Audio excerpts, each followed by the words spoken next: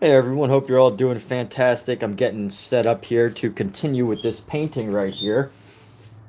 And we will be going into it in just a moment, but I need some wonderful music to have in my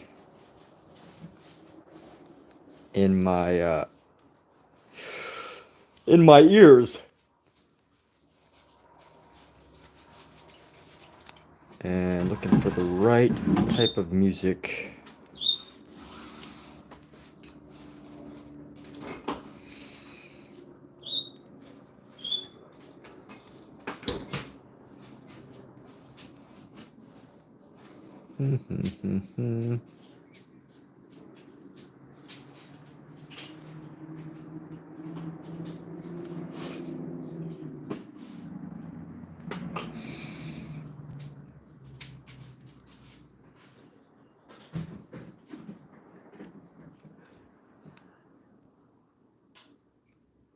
And there we go. The music is starting. Hope you're all doing fantastic today.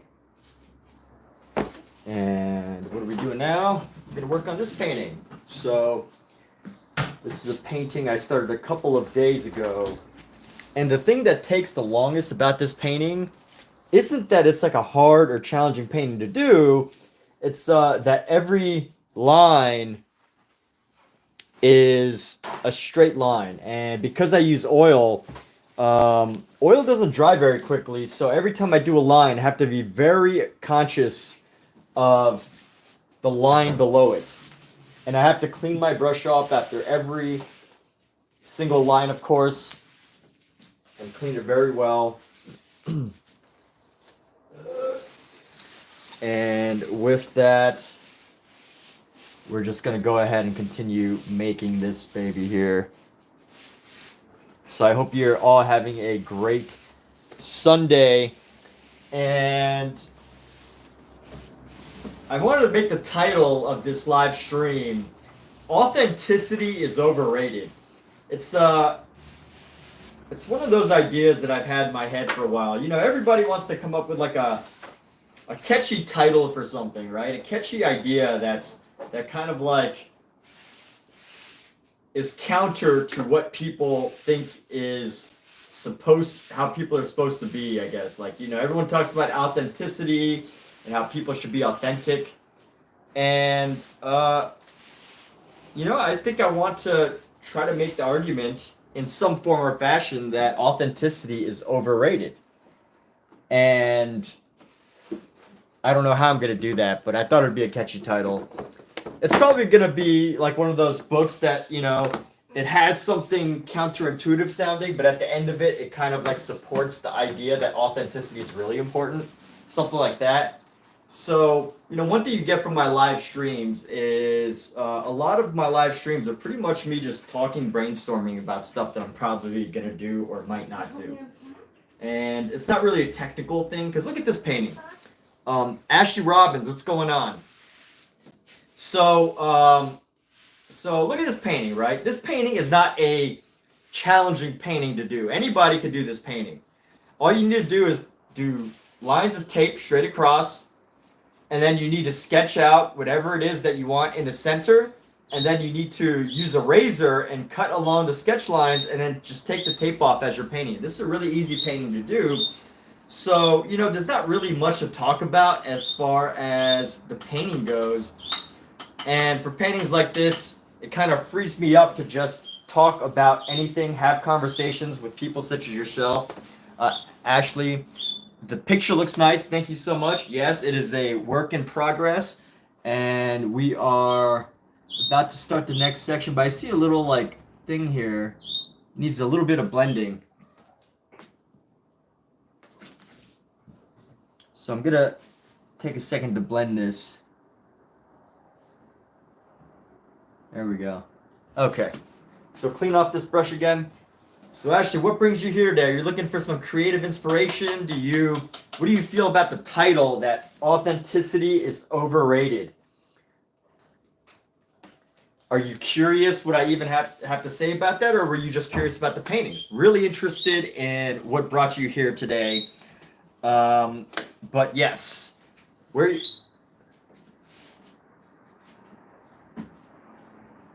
Yeah, hey, no worries. It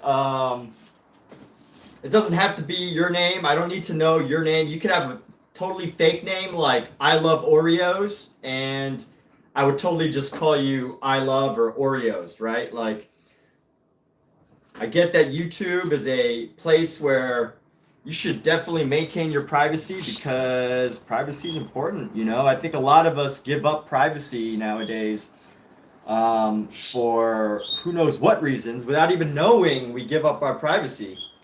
And, you know, there's a lot of technology trying to fight that, but, you know, keep your privacy. Privacy is valuable. In fact, I think privacy will be much more valuable in the next 10 years than it has ever been as far as using the internet goes. So, you know what? Obviously, I have chosen the work of making YouTube videos and live streaming my artwork and making my thoughts and ideas public. So, you know, that's a personal choice. But for those of you that don't want to or need to do that, it's privacy is important. So anyway, let's go ahead and keep painting. So Victor Keeble, what's going on? Victor, shout outs to everybody that is popping in. I definitely give shout outs. As long as your name is appropriate or yeah. Or as long as I see you or you say something, I make an effort to give a shout out. So, this was actually a piece inspired by some galleries that I was looking at on Instagram. So you can find so many great ideas on Instagram as far as painting goes. There's a gallery called David Zwirner and Hauser Wirth. These are all big galleries that if you're an artist, you should probably know. But if you're not, these galleries have basically decided a lot about what is some great contemporary artwork. And I saw this beautiful piece of art that was just vertical lines, just really thin vertical lines. And in my head, I'm like, you know, I have tape. Why don't I make use of that tape and make this painting? So that's what inspired this, but I have recently had a obsession with kittens and cats. So I decided to make this a painting with cats. So basically what I'm doing is I'm painting the background now, and then I'm going to move into the cat section and paint that a variety of colors. And hopefully the breaking up of colors is going to create an interesting visual effect to explain the cat story. So anyway, let's go ahead here. We're going to go into our next color. We had like a pink here. We've had some reds, a few reds in a row. So I want to use a...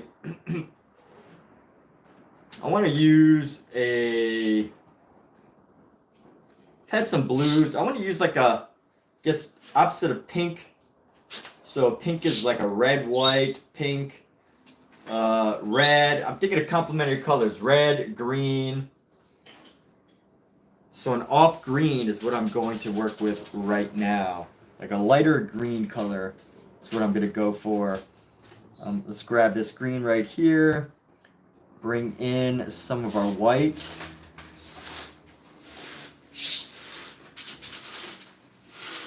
And your friend is pushing you. Why is your friend pushing you? What's going on, Rio? What's going on, Cheese? How you doing? I know today is Mexican Independence Day, and it's being celebrated in Los Angeles pretty heavily. So, you know, if that is something that's important to you, awesome. Happy Mexican Independence Day. Now, I am not of Mexican origin, but living in Los Angeles, it is a huge, massive culture out here. A major part of Angelino culture is the many Mexican communities that are out here. So, you know, it's a huge part of Southern California. So, happy day to that. And, you know, for everybody else, just happy Sunday in general. So how did I do this? Jacob Luna, Rhea Barton, Cheese, what's going on? So how did I do this? So this is pretty standard. All I used is this blue painter's tape. You want painter's tape so it doesn't stick too much. And basically, you just have to manually tape across every single line. And then once you tape across all the lines, you have to basically peel off line by line and then paint each line by line. And that's it. That's really the secret to this painting.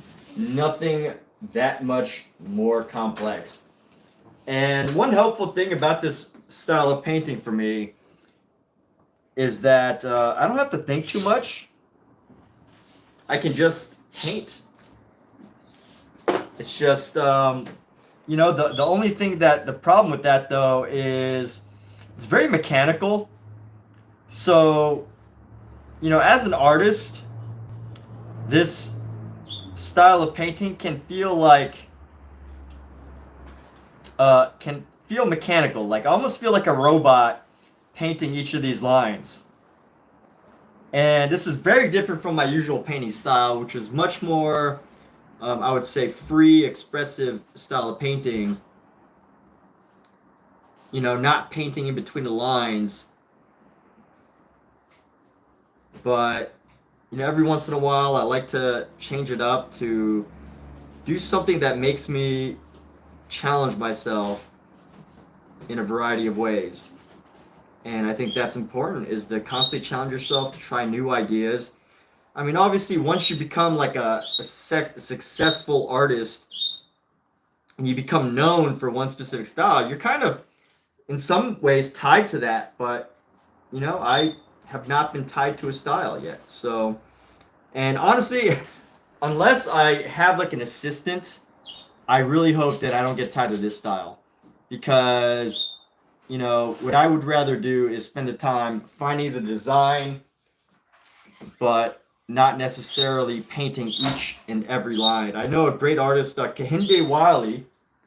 I don't know if I'm pronouncing his name right, but if anybody knows Kehinde Wiley, I find him fascinating because he does these beautiful pieces, these beautiful portraits, amazing, massive portraits. I've seen him live, and I found out it was very revealing that he actually uses assistants to paint in the decorative parts of his artwork, which I found, absolutely brilliant because it allows him to free himself up to continue designing the rest of his amazing ideas. I mean, that's really what people love him for, is to create these epic, amazing paintings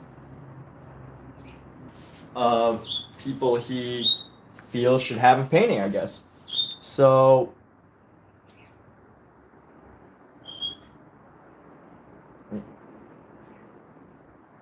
this is interesting style. But let's go back to this idea. Authenticity is overrated.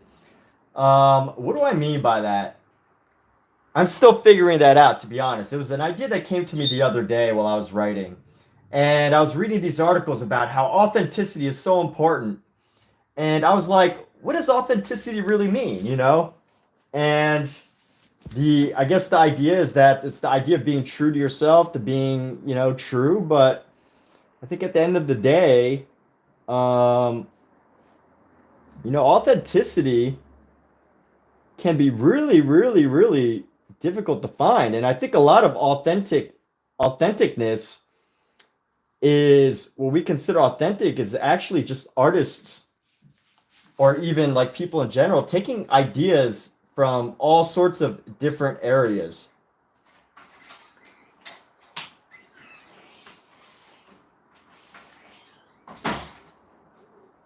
All sorts of different areas. And you could spend so much time trying to think. And by the way, my live streams are like stream of consciousness. So I'm trying to make this up as we go. So that later I can write on this topic. But as I'm painting, these ideas might not all be totally cohesive. So just be aware. I mean, right now I'm just painting straight lines. These aren't going to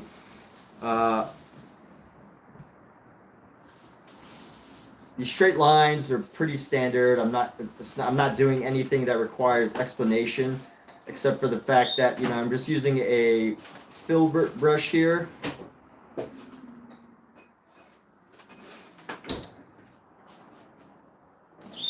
Using a filbert brush here. So this is a Rosemary Co filbert. It's a long filbert brush. And what a filbert brush does that's really helpful is that it's cut in a round way. So I previously for this painting, I was using a different brush. Let's compare these two brushes real quick before I ramble on about authenticity. So this is a brush I've been using for the first few lines here. And this is also a Rosemary Co brush. It's a short flat versus a long filbert. So as you can see, this is a really flat brush. This is really good for this. But this is really not designed for this type of work because it's like a very soft and dense brush. Actually, you know what? It helps us create a smooth surface. But I'm experimenting with a filbert brush because with the filbert, you create really fine lines because of the way the texture of this brush or the tip of this brush lines up at the surface. But also at the same time, they did a great job cutting this brush to be perfectly straight. So I use this a lot. This was the obvious winner. But now I'm just playing with the filbert brush. But let's go back. So the idea, is authenticity overrated? Can I make that argument? I'm not sure.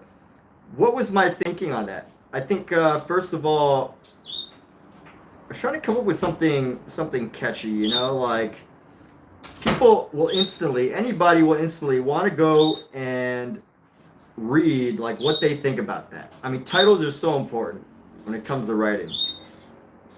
And there's a huge demand for books that are like, oh wow, that's like counterintuitive.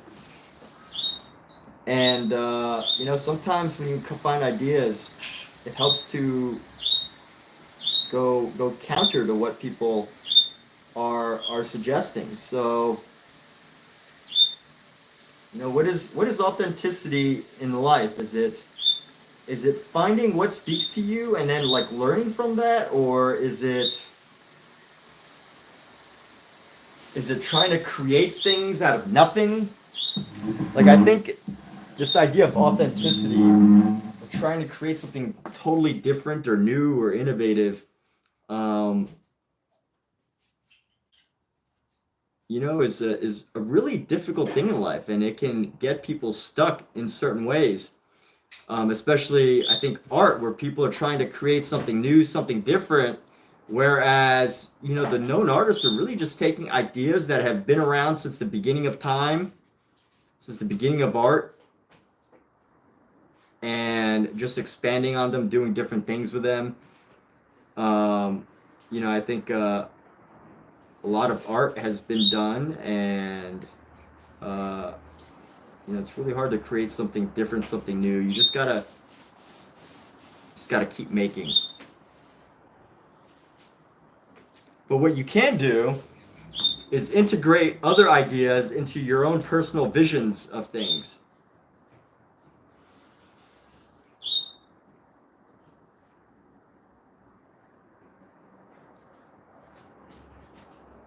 But there are so many ideas out there for painting and things like that. I will say, some of you are watching me fumble with my words here, and you know what? That's me being authentic. Okay. I swear, if I do write up something about with the title "Authenticity is Overrated," it will be more compelling and make more sense. But for now, they're just musings. They're just stream of consciousness musings while I paint this.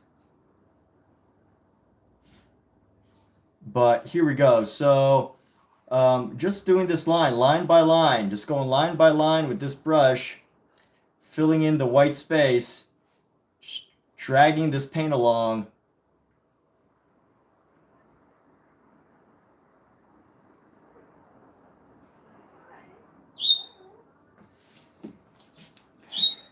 And here we go, using a variety of different colors. I think if I was like an acrylic artist, this is oil. So oil tends to take a long time to dry, so I don't have the advantage of like time. Usually if you paint other things, uh, like portraits and stuff, oil has a huge advantage because you have a lot of time for it to dry. Oil takes a long time to dry, and what that allows you to do is to keep working and reworking areas all in one sitting. But for projects like this, you know, if I want to create a perfect straight line and I want to be super perfectionist about it, if I was doing acrylic, you know, I could let it dry for a day and just put tape over each line. Now, I don't know if that's actually how acrylic artists work, but or how an acrylic artist would do this, but you know, theoretically, I could probably put a tape over each and every single one of these lines and then paint on top of it and then repeat for every single line. But I don't really find that efficient. I'm sure that there's some way to just create these perfectly straight lines without manually doing it. I don't know. But, you know, if this art appeals to you, by the way, I'm kind of like complaining.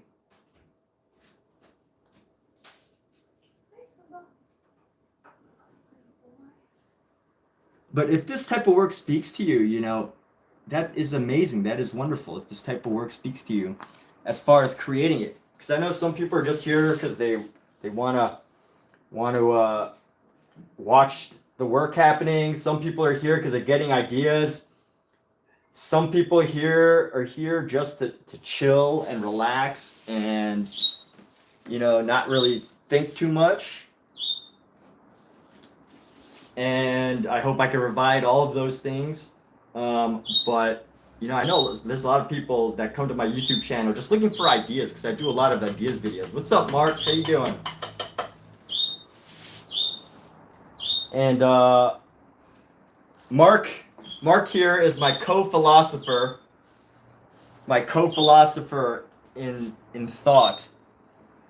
So, Mark, earlier I was talking about the title of this live stream, Authenticity is Overrated, and the fact that I was aiming for like a catchy idea that would catch people's attention, and you know, I'm trying to develop an essay on the idea that authenticity is overrated. But you know, initial thoughts. What are some things you think about authenticity in general? How do you feel about the idea? How do you feel about the argument that authenticity is overrated or not?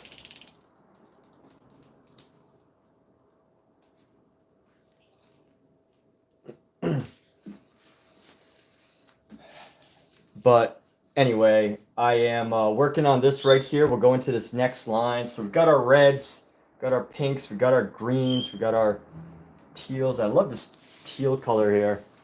So let me think of our next color. I want to go with the blue.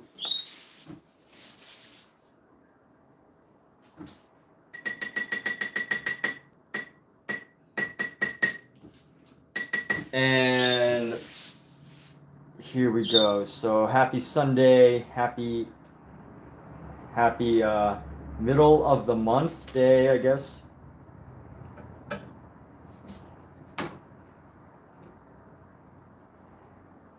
All right, I need to find me a good blue. I want to just barely lighten this blue that I have right here. Like our ultramarine blue, but a lighter version of it.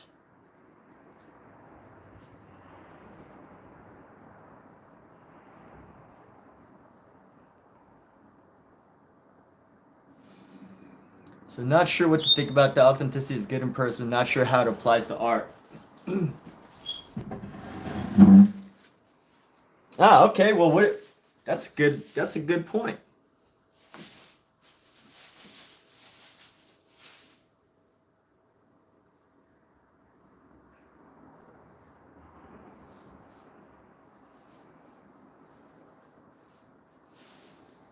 Yeah, I know, it's like a counterintuitive like thing.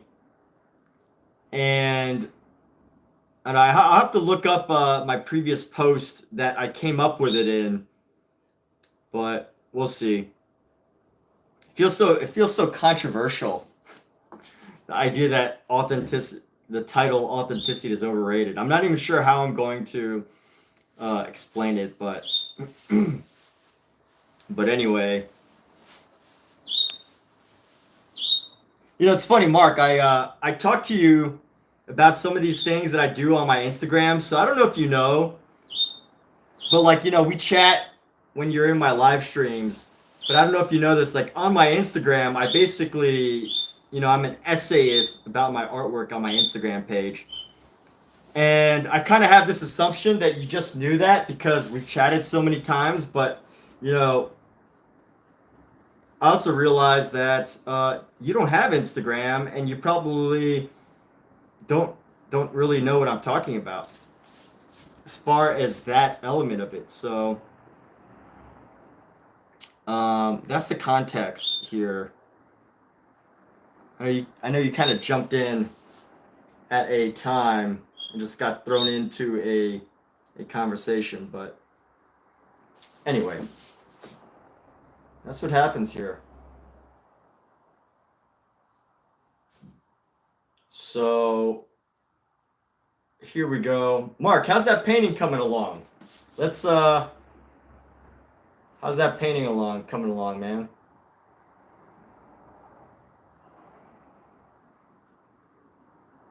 Are you still working on the one with the landscape piece with the figures on horseback, or was that just one that you finished already that you were showing me?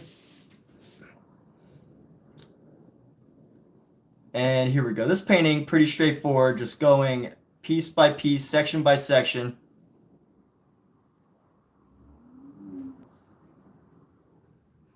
Pretty straightforward.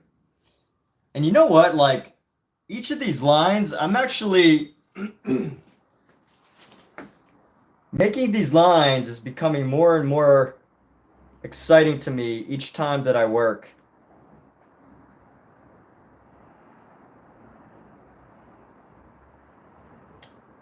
When I first started this, I was kind of complaining about the lines, about having to do each section and it taking so long, but it's its own bit of like stress relief in a way where, you know, I don't have the pressure to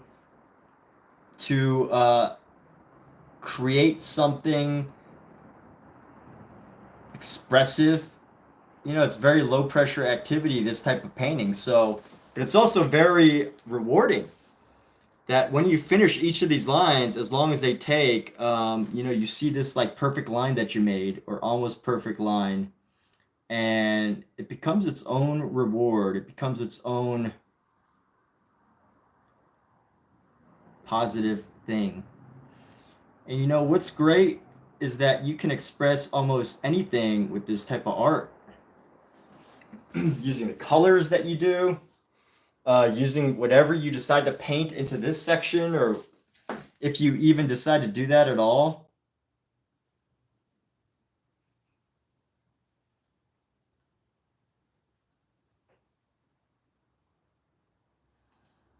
And here we go.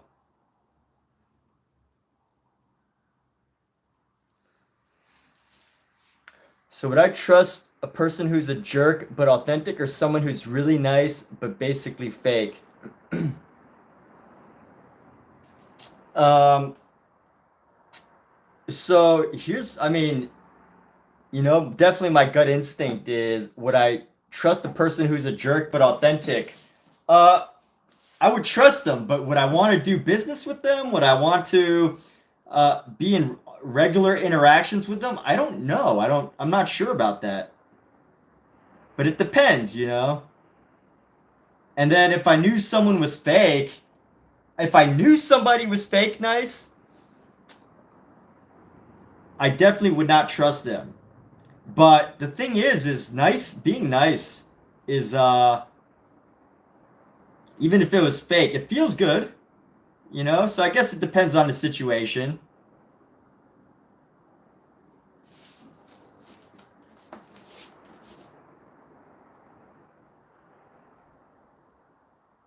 because I like to think about how easily it is to feel good when people say things that you want to hear. You know what I mean? Like,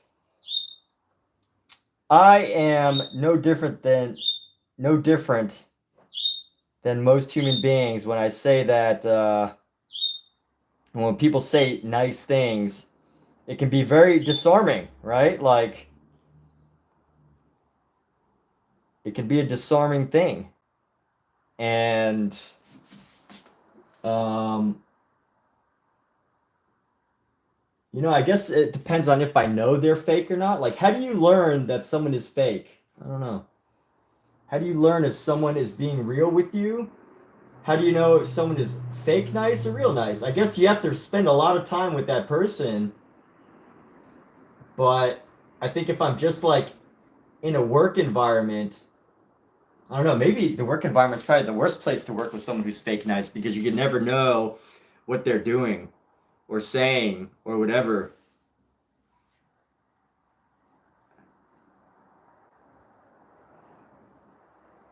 Yeah, I guess that's a lot to consider.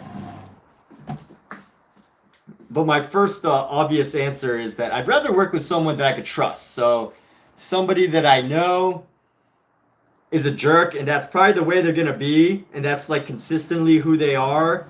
But if I trust them and I know that maybe they aren't the nicest person, but they will do things, right? Action wise, they'll accomplish things in a positive way. But I also guess it depends on results, right? Like, it depends. You want kindness from a therapist. You want your therapist to put on a mask that helps you, but you also possibly want someone who could be a jerk if they're negotiating like a lawyer with other jerks. So I guess it depends on the environment, I'd rather have a jerk fighting on my behalf than a person who's faking nice, I guess.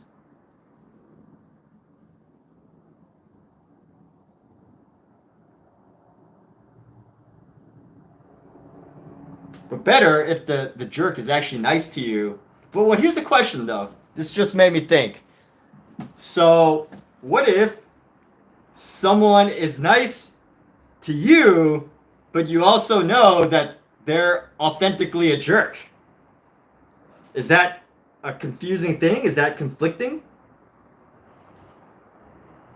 Is that similar to what you're talking about?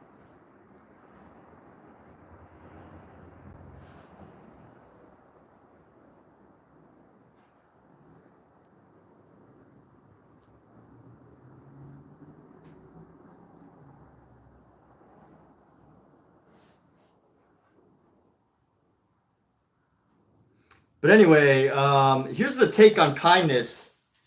So, or like being in a bad mood. When I was running a marathon, so I finished my first two marathons, and I remember being at mile like 20, and given that by the time I get to like mile 20, my legs had already been given out for like the past 5 miles. Like, my legs kind of stopped working by mile 15, and the rest of it is just me trying to slog my way through. And I remember having to run through a really tight crowd because the crowd was huge and they kind of swarm around all the runners. And there's some of these people that like put these signs in front of your face, like tap here to run faster. And it's like right next to you. You can't avoid it. Like, they put the sign, like, you're just running and they have the sign right in front of your face. and they think it's, you know, they're trying to help, they're trying to be nice, they're trying to have fun, they're trying to give good vibes. But in my grumpy marathon running head, I was like, you know, I don't want to tap your sign. It's not going to make me run faster. My legs are killing me.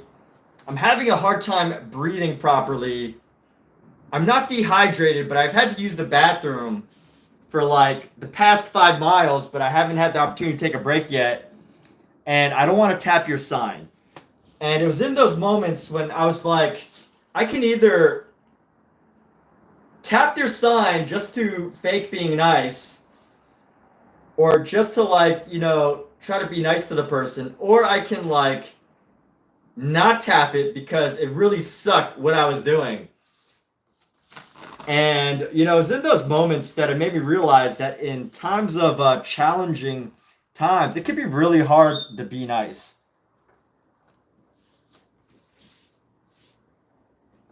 And I don't know, like I kind of felt like a jerk because I didn't tap their sign because I knew it wouldn't help me or make me go faster.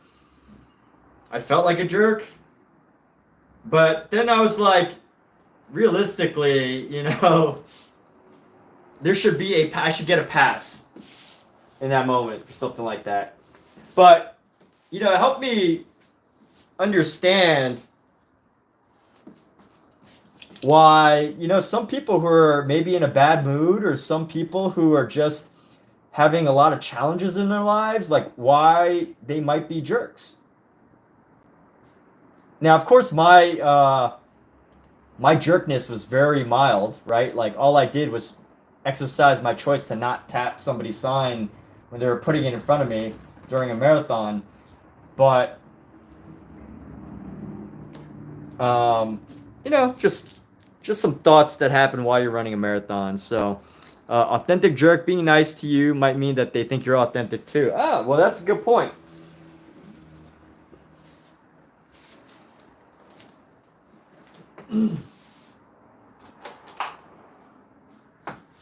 But I guess like there's a spectrum, right? Like how big. And obviously, I'm not trying to say that, you know, I'm not trying to say that you would disagree with this statement. I'm just putting this out there. I'm sure you would agree to this.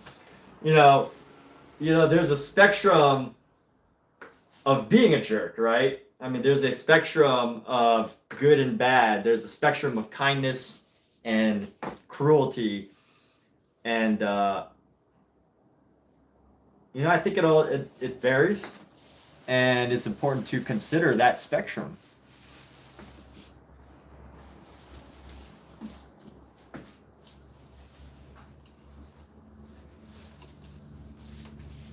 Like, should someone who's a jerk just naturally always get a jerk pass? Or, you know, what does that really mean? What is the spectrum? The spectrum of acceptability there. So bright. Can't hear you. What? So bright with the kids. Oh, yeah. Now. It's gonna get hot in the afternoon, probably. Busy afternoon. So anyway, that was the time I felt like I was a jerk after, you know, mile 20, mile 22, 23 of a marathon, and given that I'm not like that great of a runner. So for me, that's like incredibly challenging to go 26.2 miles. Like, so, you know, I guess for somebody who can actually sustain that type of performance, like a high level performance, tapping the sign would be like nothing, right? But for me, I didn't want to tap the sign. I refused to tap the sign. But I don't know. Is that being a jerk or what? I feel like maybe the person that was holding the sign might have felt like I was, possibly. I don't know. But I did realize at that time, like, hey, I have a choice here. I really can tap the sign if I wanted to. My arms weren't the ones that were struggling to work, right? But, There you are. Hi. you know, I made the choice not to. And made me realize that sometimes the choice isn't so easy.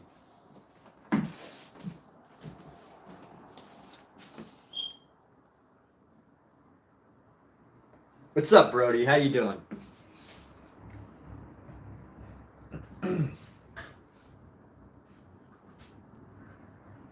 But I guess in your most challenging times, who you choose to be as a person, how you choose to be as a person, that's the most important. So, I don't know about that situation. I didn't feel like tapping this side. My goodness. Anyway, let's think of this next color here. We've got a yellow, and I haven't used a yellow in a while, so let's find a good yellow here. And we're gonna paint a nice yellow down. Throw a nice cad yellow here.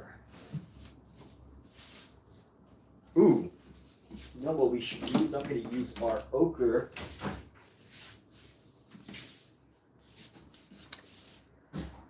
Brody, you made one creature. I thought you said you were going to do 10.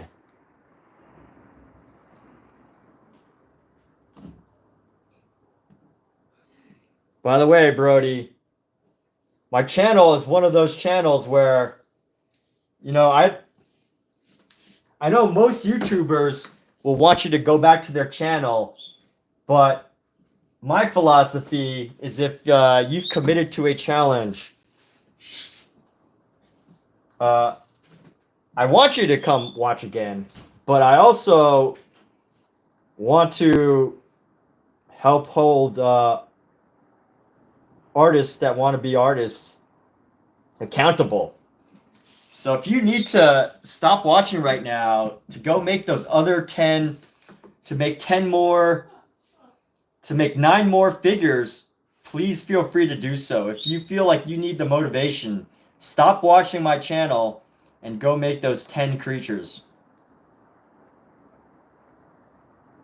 I don't know if that's motivation enough, but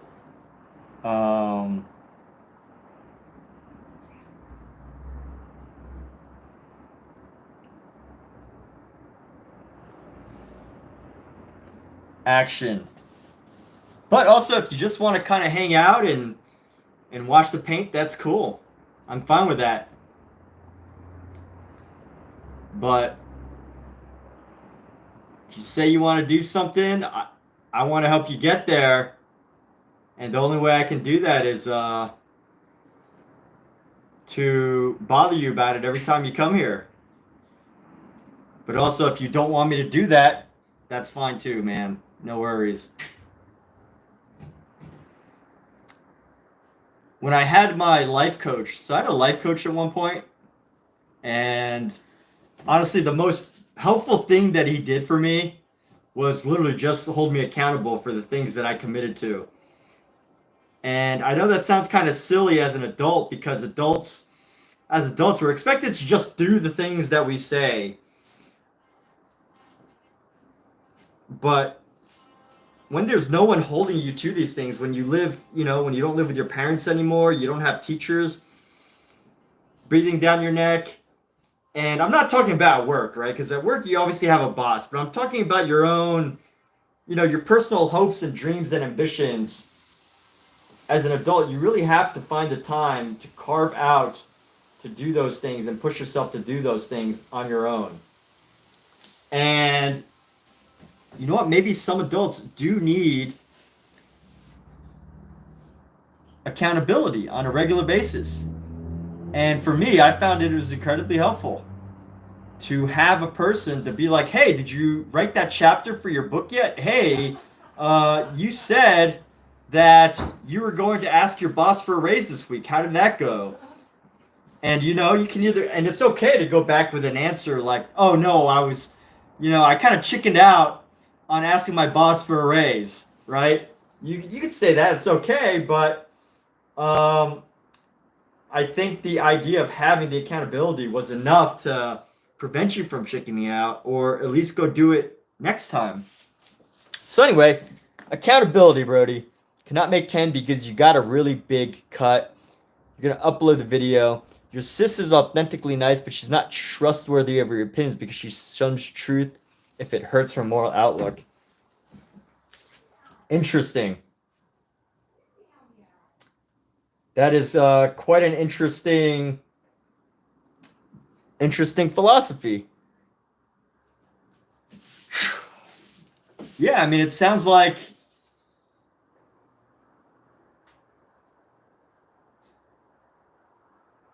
your sister has, you know, a belief system that, or a value system where she seems to value the moral outlook over truth.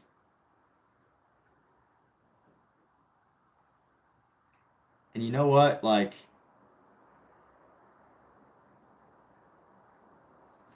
seems like a lot of people are like that nowadays. But hey, to each their own, I guess, right? If you can understand that, I don't know. I mean, it just depends on who you want to work with, who you feel like, what speaks to you in that sense. So how is that? Does that affect how you two communicate? Positively, negatively?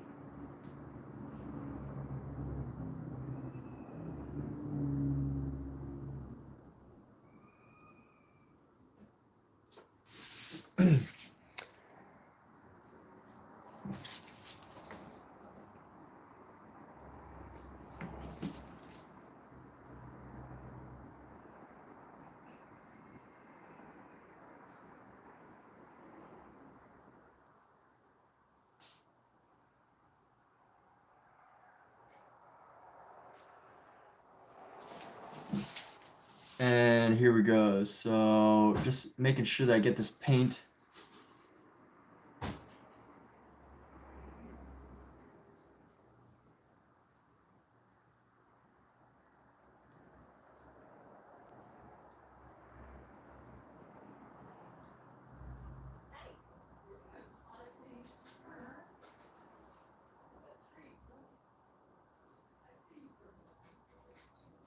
So here we go. We shall continue on.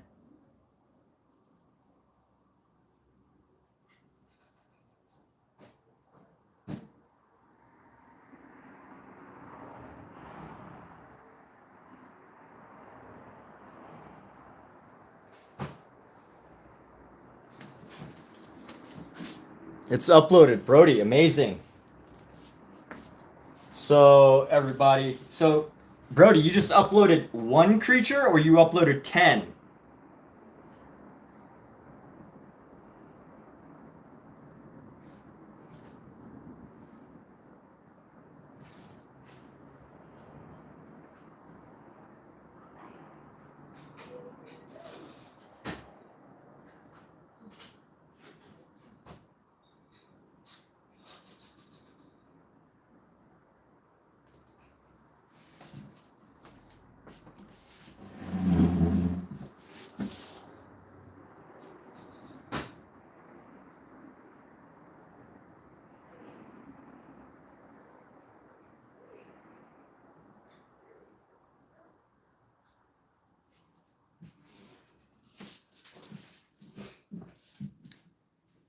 You're making another one. All right, good.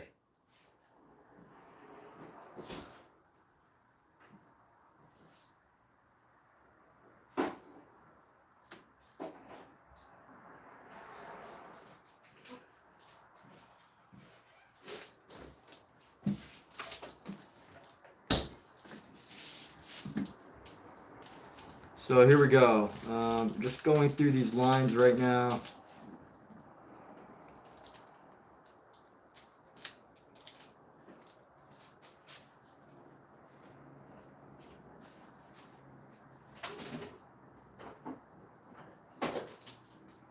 And here we go.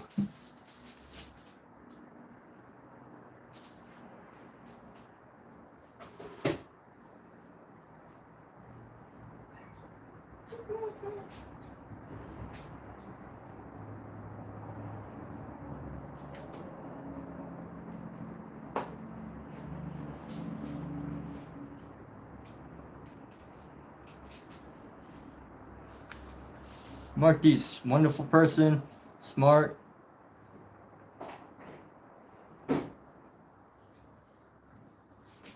She's a great source. Wonderful. Yeah, she sounds like, you know, an amazing energy to be around, you know.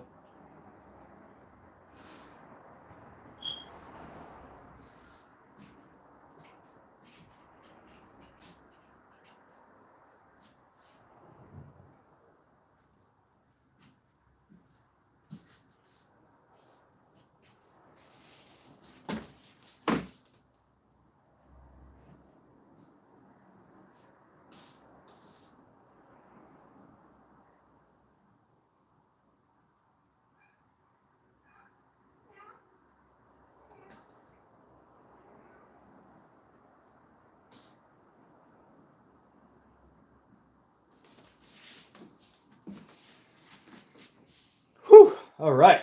So another line down. So once we're like halfway done with these stripes, and then once we're done with these stripes, we're gonna move into the center area, which we're maybe a third of the way, quarter of the way done. I think we're a quarter done. I think these are gonna take longer than I expect because they have to be somewhat accurate, but they're also gonna be not too difficult. Just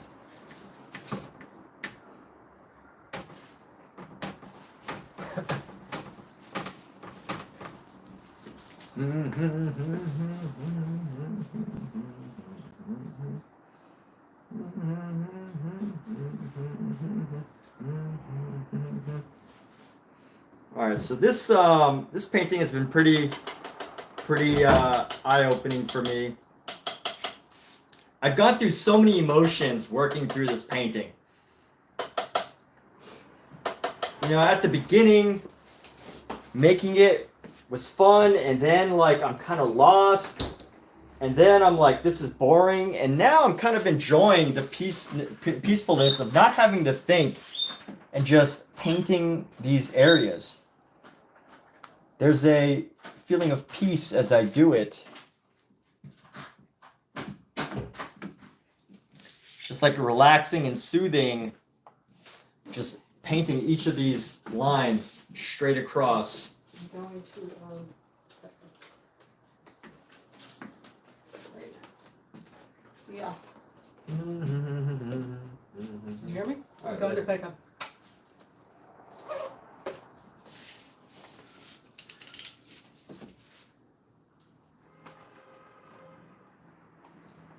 Oh, could be a cat. Ooh. Bye. Bye, kitties. Bye.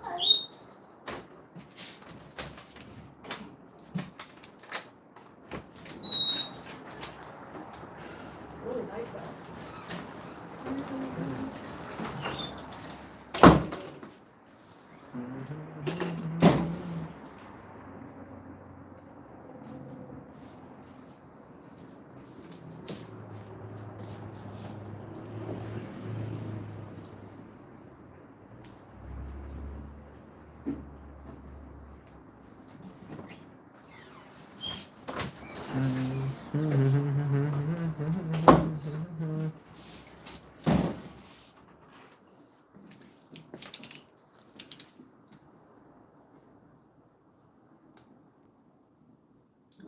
Authenticity, a quality of being real.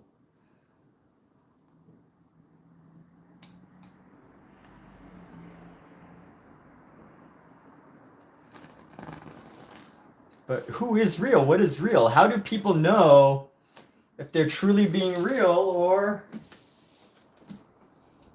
you know, back to Mark's point, I think that's an important type of discussion too, is like the idea of the authentic jerk versus the fake nice person. I feel like that's quite a dilemma. A social dilemma is, you know, kindness is important. More kindness is so important. And is even fake kindness bad? Like fake kindness would feel good, but at the same time, you know, it's is this trustworthy? You know, you kind of feel confused. I mean, obviously, authentic kindness, an authentically kind person is probably the best you can go, right? For most things, working with an authentically kind person. I mean, even a manipulator would love to work with an authentically kind person because they might be easy to manipulate. So, you know, maybe there needs to be some shield, some balance there. And maybe that's what the authentic jerk is, right? Like an authentic jerk is probably, maybe they're deep down a nice person and they're just trying to protect themselves from so many things. I don't know, there's all sorts of different people along the spectrum of kindness and not kindness. But I think it's important today because a lot of people, it's an important conversation. A lot of people have a lot of things going on. You never know, never truly know what's going on in people's lives. I was just reading this essay by Sir Francis Bacon, not the artist Francis Bacon, but I guess he was some sort of royalty back in the day. I don't know exactly. But he wrote an essay on revenge. And in this essay, he wrote that like revenge puts you at equal with the person who you've taken revenge on, but forgiveness is like, you know, king-like. And I was like, you know, how true is that? Because I'm sure revenge feels really good. And just because someone had said it, you know, just because someone made up the quote that, you know, forgiveness is like Prince-like, does that necessarily make it true? I don't know. What does everybody think?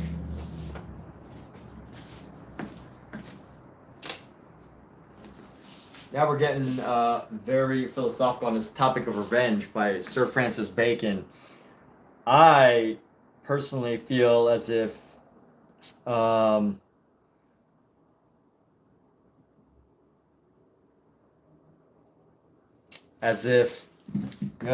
it is definitely a great feeling. I'm sure the feeling of, you know, getting back at someone for something that they've done to you, but at the same time, does it actually make you their equal, or does it, you know, is that concept of revenge making you only as equal as the person you've taken revenge on, is that based on false pretenses, or is it actually true? I don't know.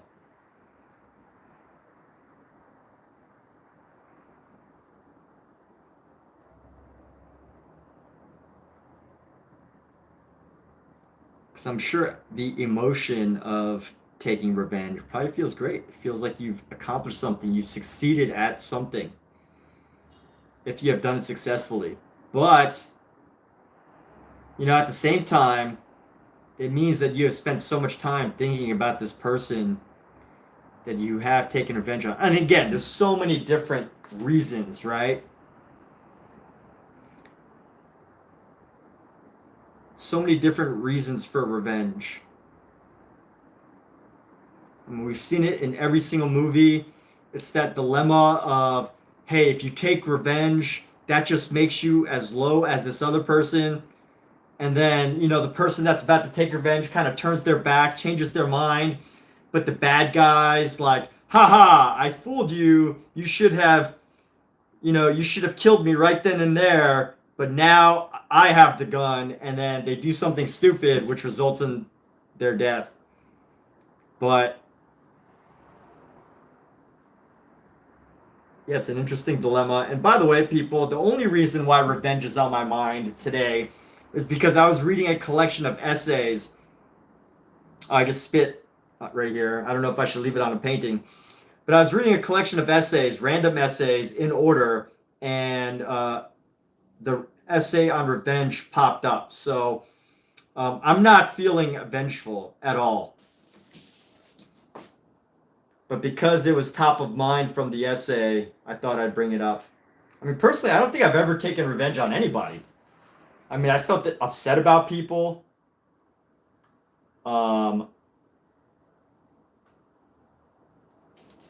But yeah, I don't know. I don't think I'm a vengeful person, but who's to say? Guess maybe I just haven't had a reason to. Luckily.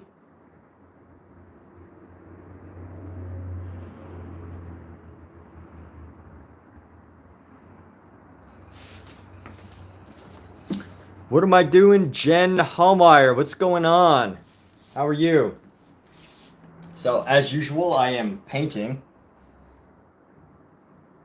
I am painting this wonderful painting. And I'll probably be working on this for at least a few more streams, because this is it's not a difficult painting, it's just very time consuming. But what's great is I have all these ideas just flowing that I want to do. And, you know, I'm excited for my next painting after this. But I feel like this is a project I don't necessarily want to put on hold, because I feel like I probably won't come back to it if I stop. So I'm going to keep going. But Jen, what's going on? How are you? Tell us about your morning start here. What's happening?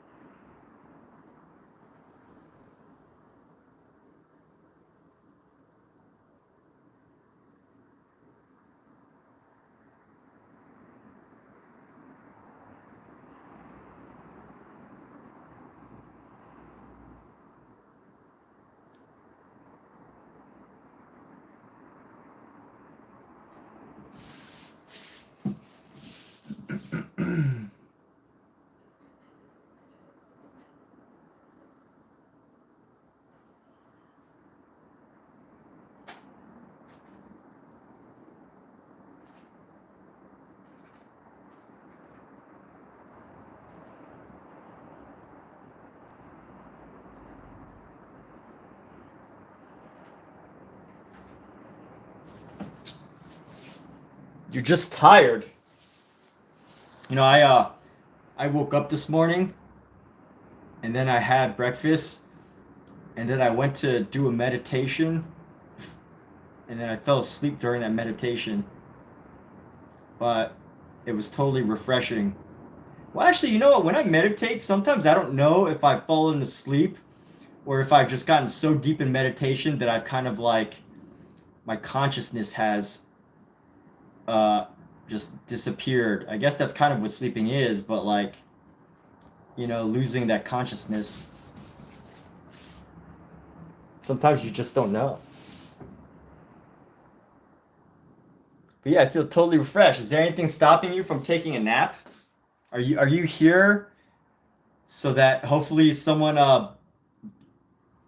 so that I bore you to sleep by watching the paint dry? Just kidding. So here we go.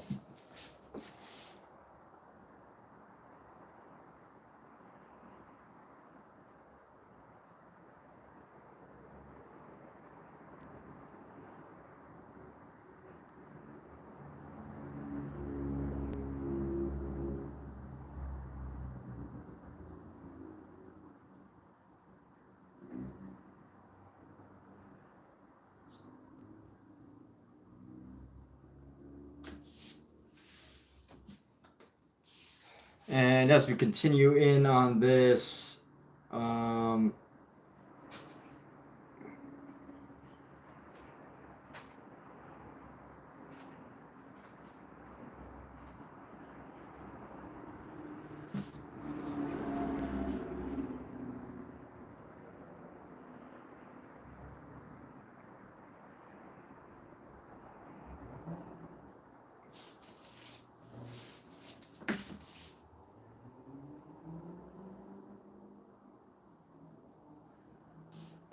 and continuing to work here. as we go through this painting.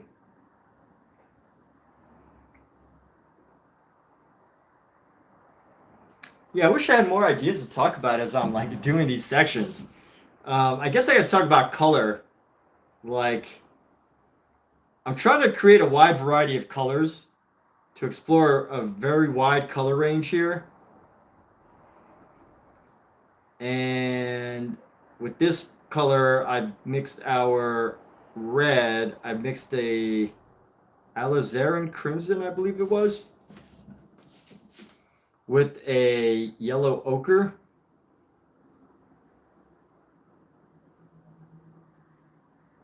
And that's how we got this red right here. And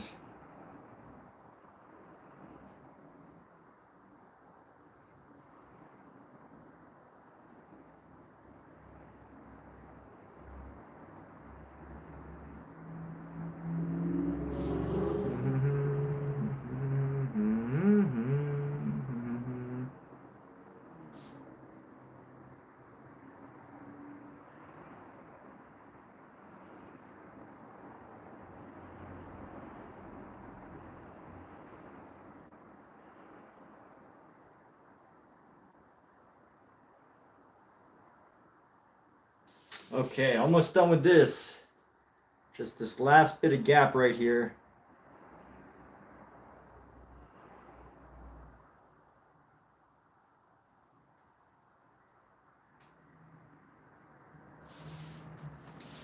All right.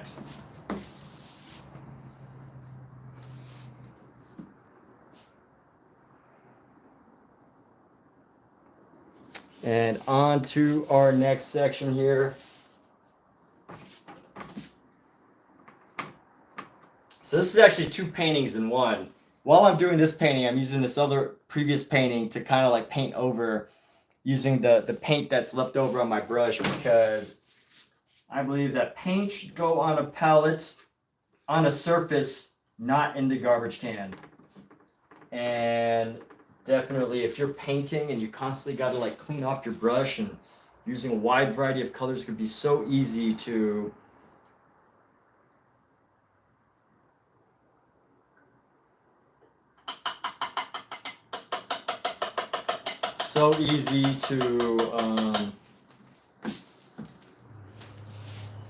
waste a lot of paint. So that's what we're doing right now.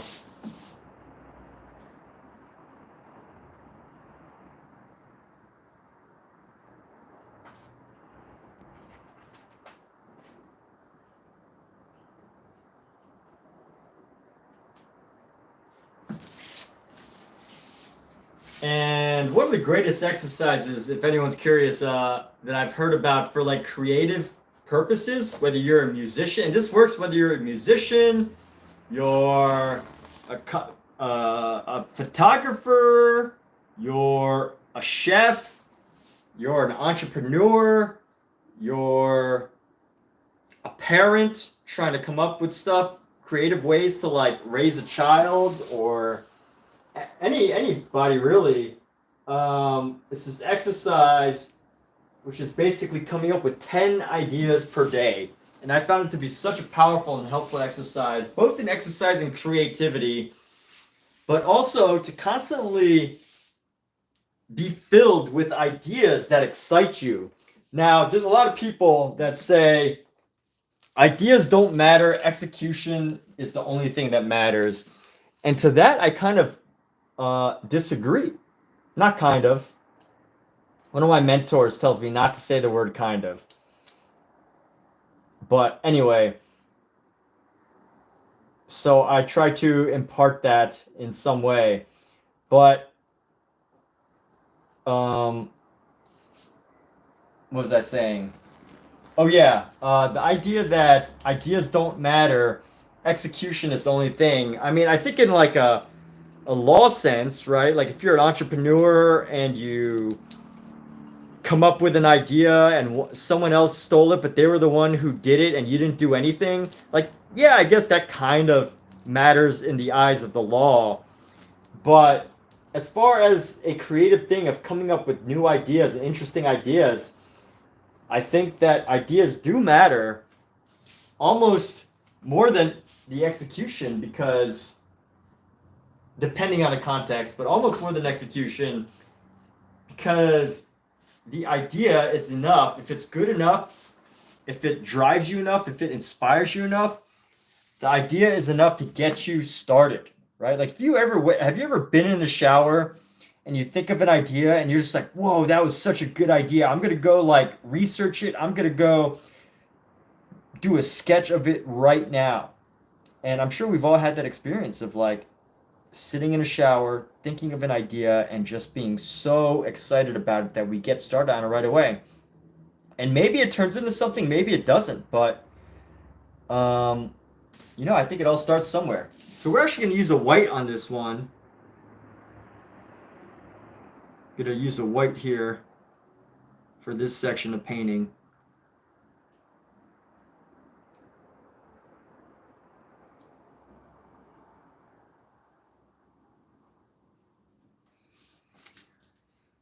You have to charge your phone, so you can't do the video. Hey, take care, Brody. Thanks for being here. Good to see you again. Thank you for sharing your progress.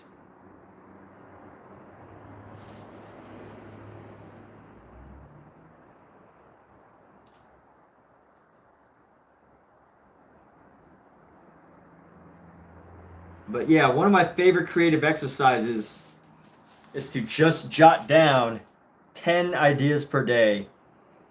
It is such an easy exercise, but it can have such a powerful impact on a creative practice, particularly painting. I mean, anything creative really, but and it could carry over into so many other areas of your life. I heard about this one musician who their goal was to come up with 10 beats per day, 10 musical beats per day.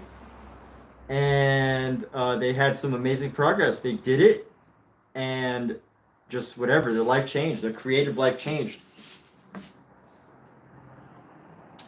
And I personally used to use this idea for writing, and it was probably some of the most productive writing days I've ever had, or writing periods, is when I would do 10 ideas per day, 10 ideas of things to write per day. I highly recommend the exercise. And I didn't come up with it. It's from a author named James Altucher, who I would highly recommend.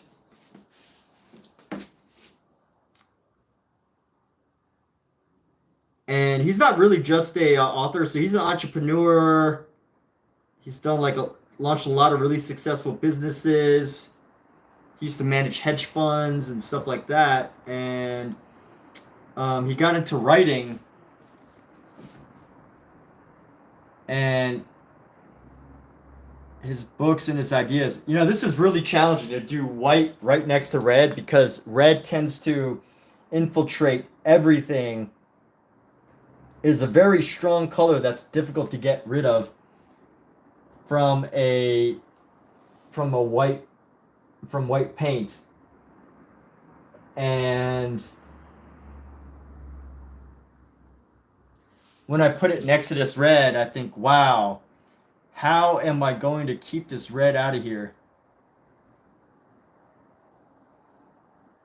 And I think it's just going to have to show through a little bit. I'm just going to have a little bit of red. That's it. No way around it, really. Little hint of red. So here we go. We're going to go right here.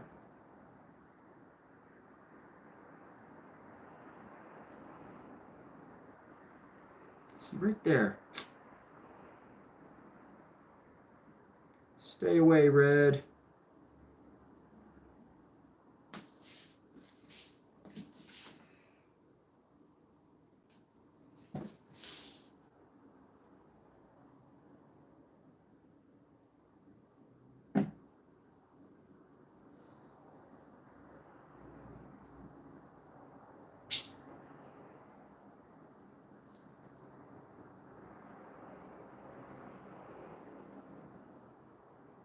And here we go, just slowly spreading this paint across.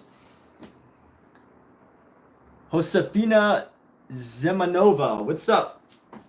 How are you, Josephina, what's going on? What has brought you in today? Is it the pseudo-controversial title about authenticity, or have you arrived here because you were interested in this painting? And I can go ahead and talk about this painting. So this painting was recently inspired by some work that I saw on the David Zwerner or Hauserwirth or Anton Kern gallery Instagram pages. So those are some prominent galleries, and I saw it on the Instagram page that they had like an artist that just did this work that was just beautiful, and all it was just straight lines. Can you believe that? Literally just straight lines, vertical lines up and down the painting.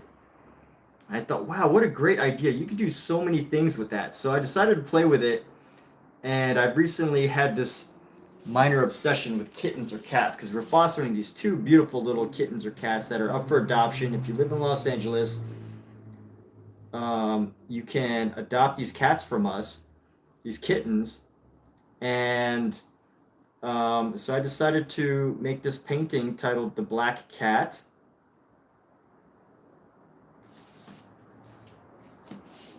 And that's what this painting is ultimately about, the black cat.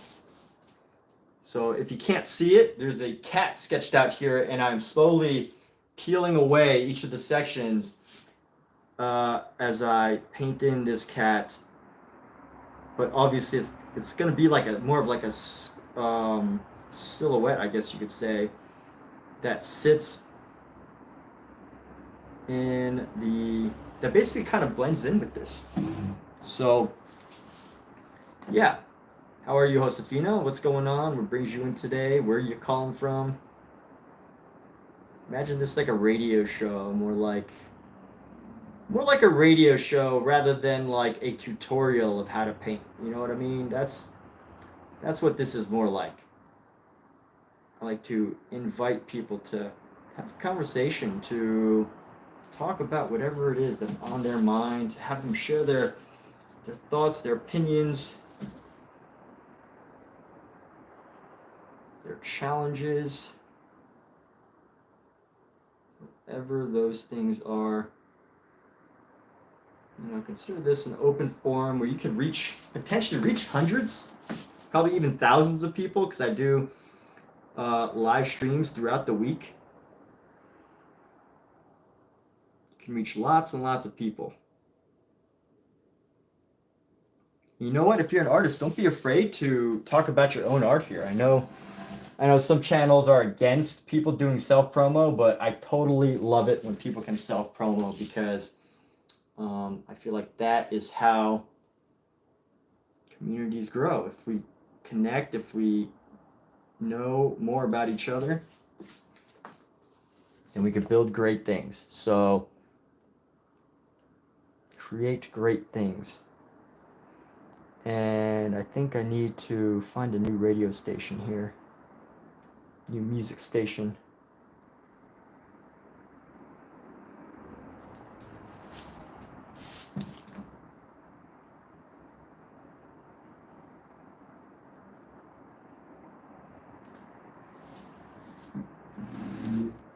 And here we go. So painting down here.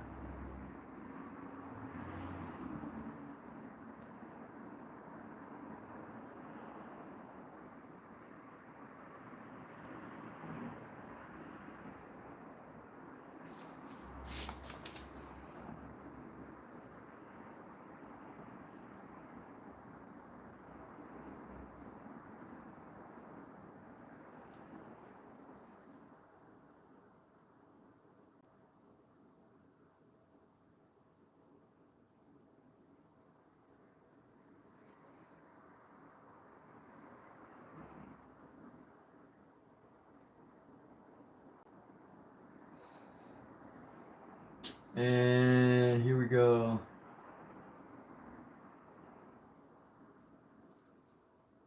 Just painting across.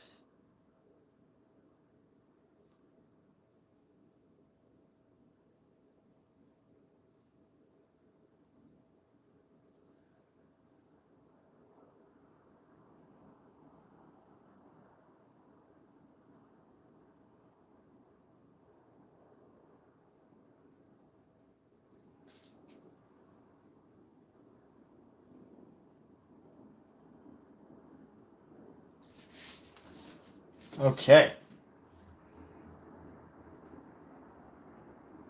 So we have completed one of the most challenging parts, which is white above red, which comes with a series of challenges. So we're going to move on to this next section. The challenge with white and red is the idea that white and red shows up really heavily on red, which almost like black.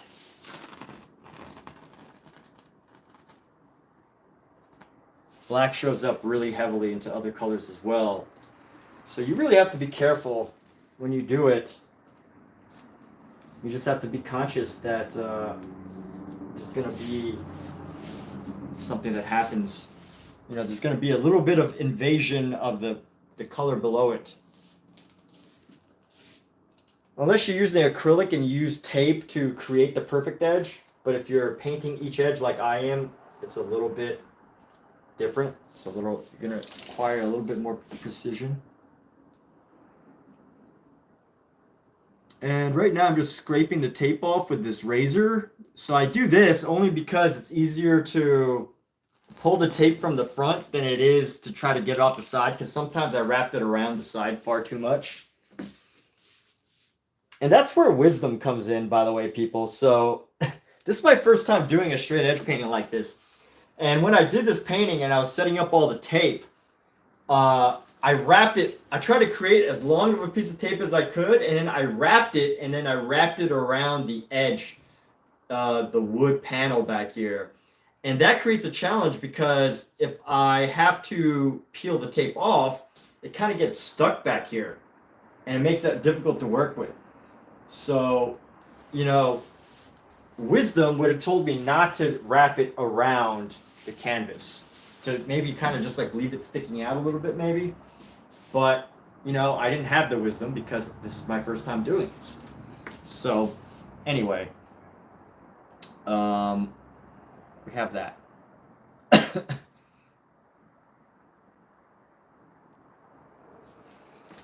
And here we go. So, let's do...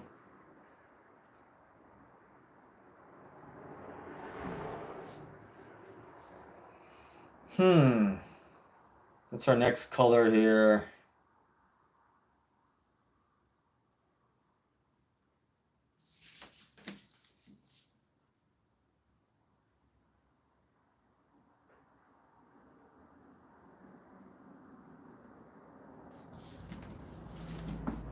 Maybe I need a gray.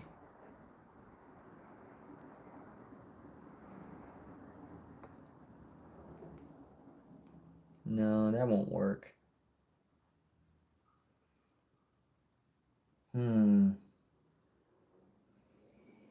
It's a good color. I think we're gonna go with a yellow. Let me find a good yellow here.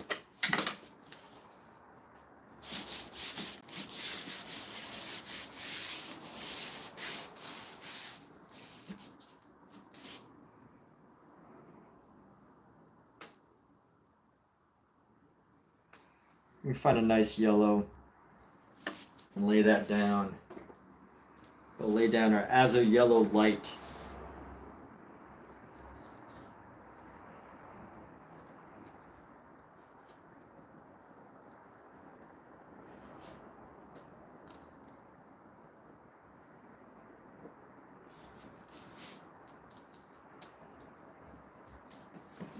And we're going to use this yellow pretty much straight from the tube here. We're going to take this yellow pretty much straight from the tube. And here we go. So straight from the tube yellow. Mix it in with this white here.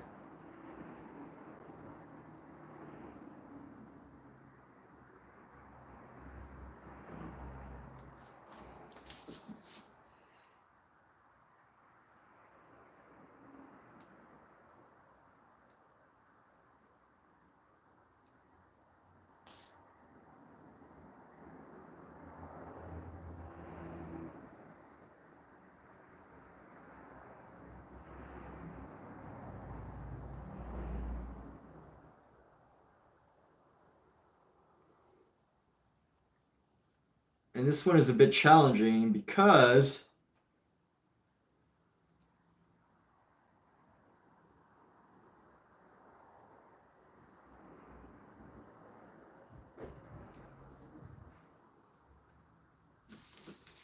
this one's challenging because it's a very light color above a very light color.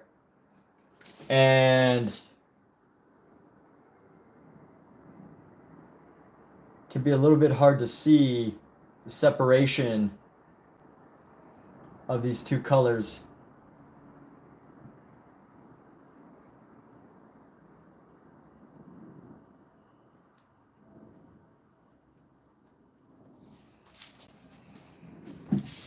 But let me go ahead and bring in some more of this yellow here and then bring saturate. Have to make sure these colors are like saturated. A little bit more saturated. I added white into this, so it kind of dulls the color down a little bit.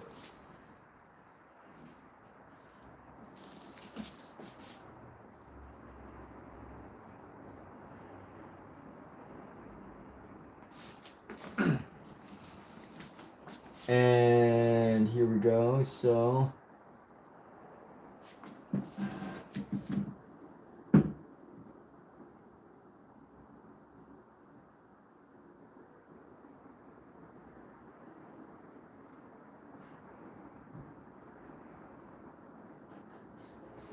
and it's actually kind of helpful to do like value colors next to like value colors, because what happens is, welcome back. Hey. Yes, you haven't moved. Do you want this open? Huh? Do you want the door open? Only if we can prevent the kittens from going out. Well, it's not good for them to breathe in the fumes.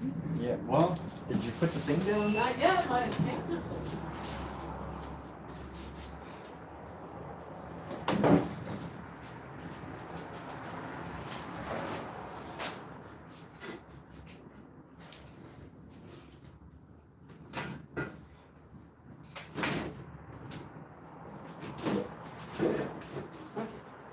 Hey, babies.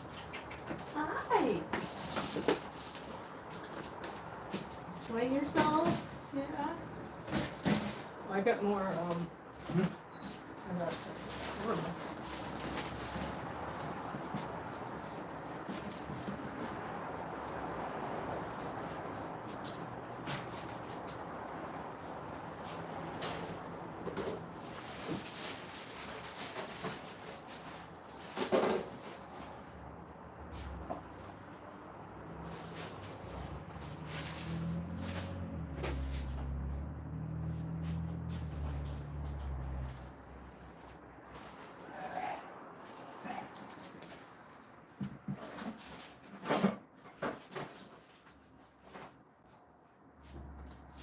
Okay, and here we go. Getting down this next layer here.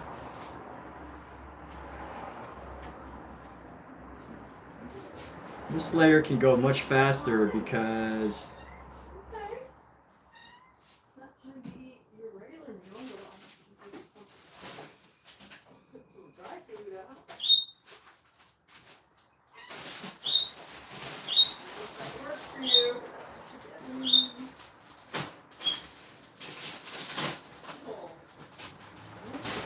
because there's a little bit more room for error.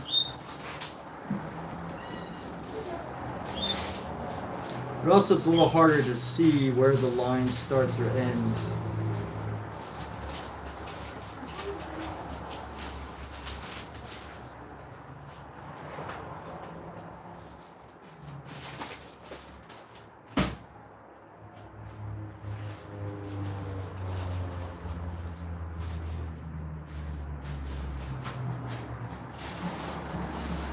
And here we go.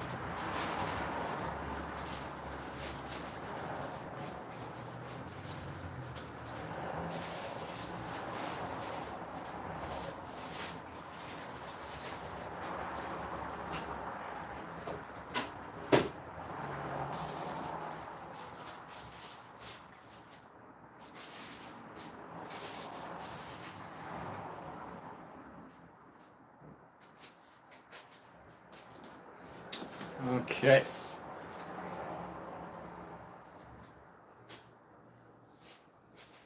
And another section down. A couple dozen more to go.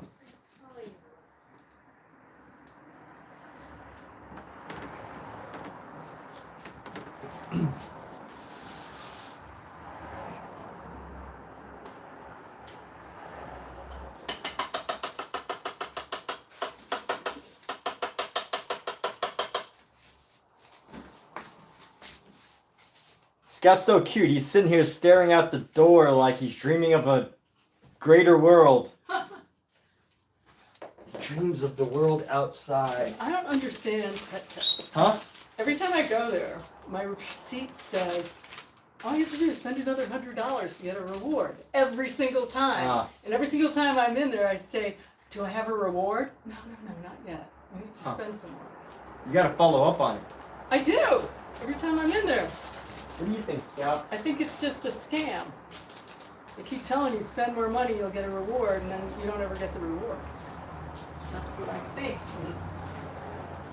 Because that's what happens. It's ridiculous. Are you still streaming? Yeah. Oh, I'm gonna have some chili. Okay, have some. I'm not gonna eat right now. Okay. Nobody's gonna make you. Alright, what should my next color be? We got our yellow. I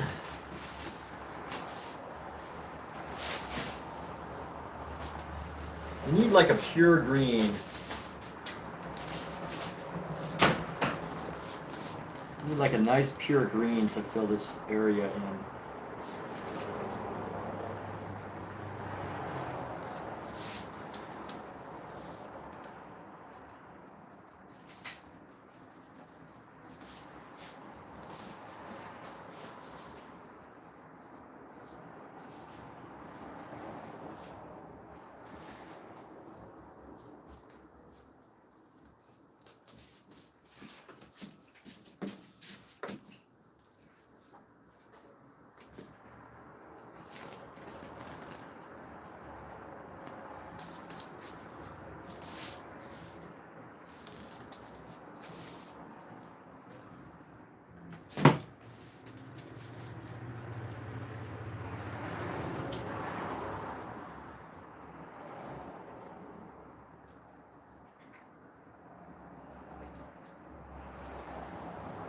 Alright, so here we go. Get into this next section of our painting.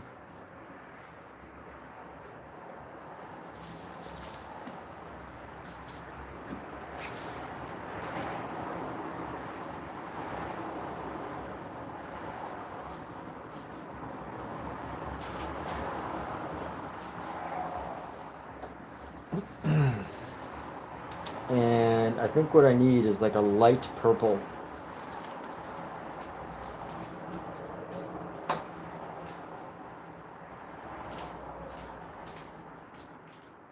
So we're going to grab this magenta, lay it down here,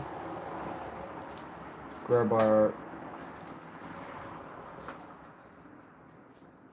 white, lay it down here,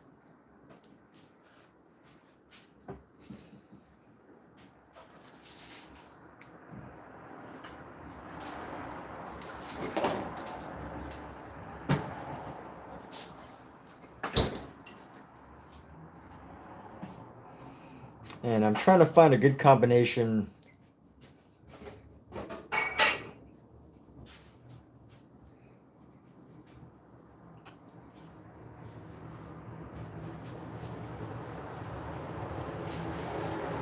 This purple's different enough.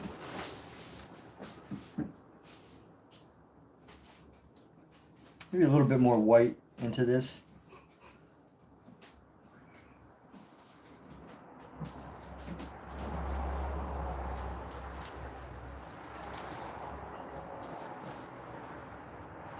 Please, look at the mess you made.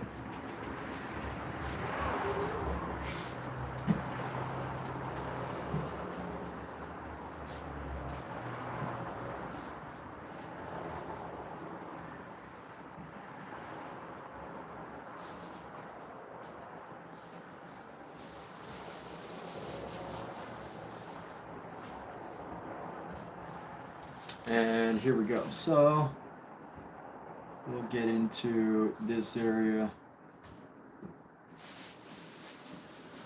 And now just painting through with the purple. I feel like with as many of these lines as I've done, I should get faster, but you know what? There's only so fast you can really go. And a perfect way of doing this would be like, you know, each section I could cover it up with tape and not have, and just be able to paint over it really quickly, but that's not the case with this. And you know what? I kind of like that this is forcing me to slow down a little bit and, you know, do each section really carefully. It's different. It's different than the way I usually paint. I'm activating new mental experiences, new ways of using my brain.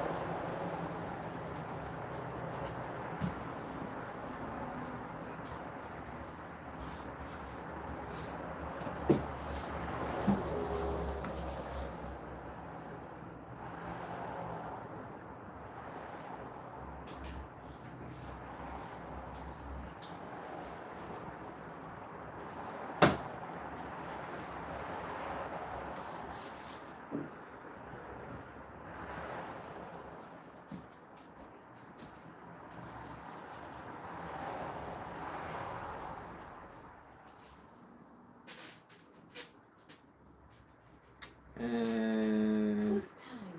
Are you tired?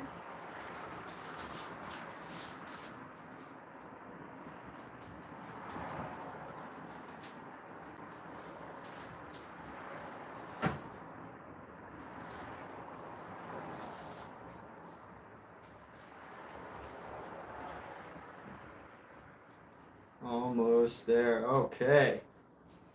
This purple was a fairly quick and easy one.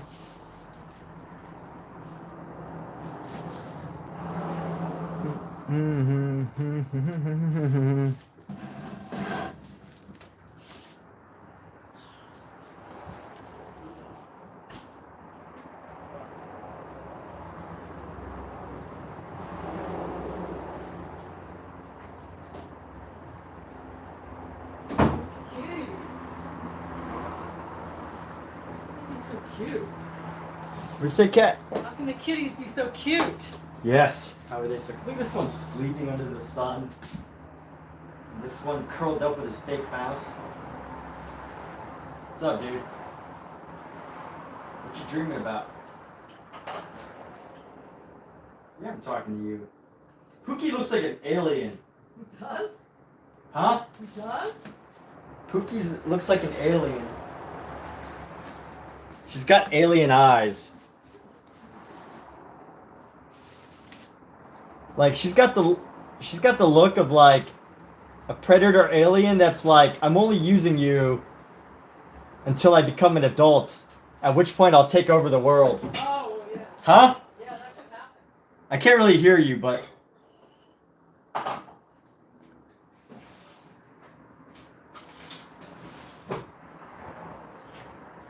I can't hear you because I have headphones in. I know. Unless you talk really loudly.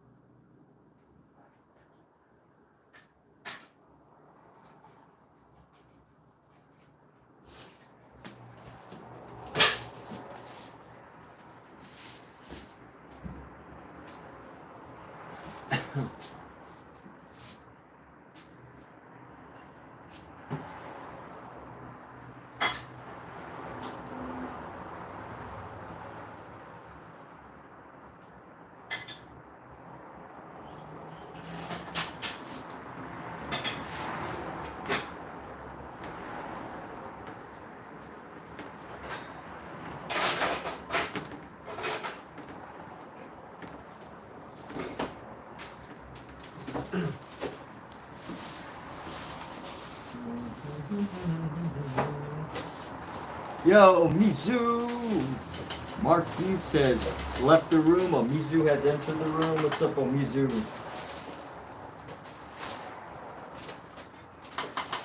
So, Mizu, I've been trying to come up with this thesis for one of my essays. That authenticity is overrated. And I think what I'm going to do is make some discussions. Obviously, the argument is more that authenticity is important, but I kind of have to like try to do it in a counterintuitive way. Hence the controversy starring title. But I don't know what's going on with you, Mizu. How's bad timing? Be back later. Yeah. I don't know. Like I'll be going for a while. Like today is a free day and I'm dedicating it to painting. And I don't think I'll be working on a different painting later. Seriously, I think this is going to take at least, it's already been, I've gotten this number of colors done. 1, 2, 3, 4, 5, 6, 7. I think I'm getting a little bit faster, but 7 in an hour, so in 100 minutes. I've gotten it down to about 13 minutes per line, which is still quite a lot, but I think 10 more, 2 more hours, plus 3, 4, there's probably at least 5 or 6 more hours of this. But it's all pretty straightforward and easy work. Just time consuming. Yeah? Do you cook, Omizu?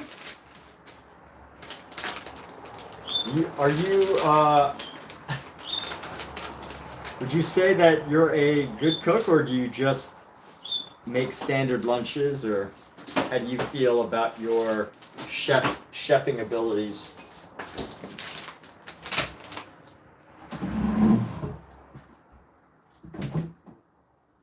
I think I'm a good cook. You make great wontons. I am a good cook, see? Yes, I like to believe I'm a good cook.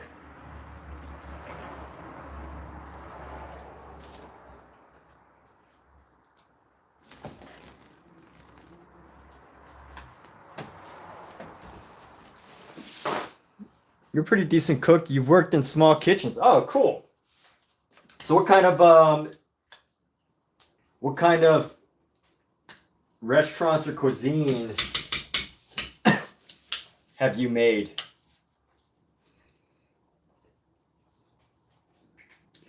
So I have a lot of this magenta color, and I feel like I should mix it with a yellow and find like a nice magenta yellow.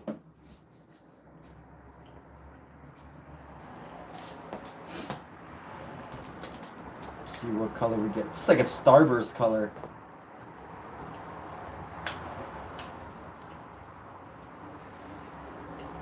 Chili's fantastic. Huh? It's fantastic. Oh, the chili? Yeah.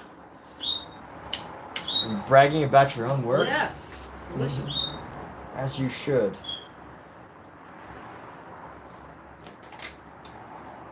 I'll eat it in a bit. I'm on a roll though. It's okay. We'll be there.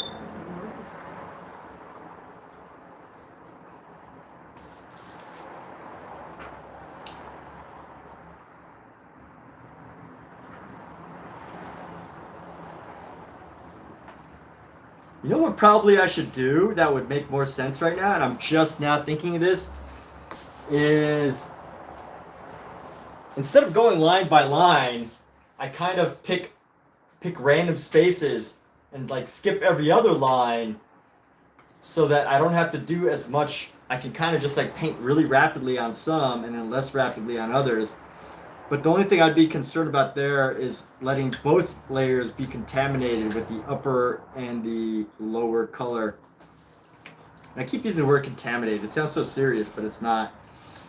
But you know, the idea of trying not to let the other colors kind of mix into the top. So now Grammar, on the other hand, more of a baker, worked for a co-op grocery store deli.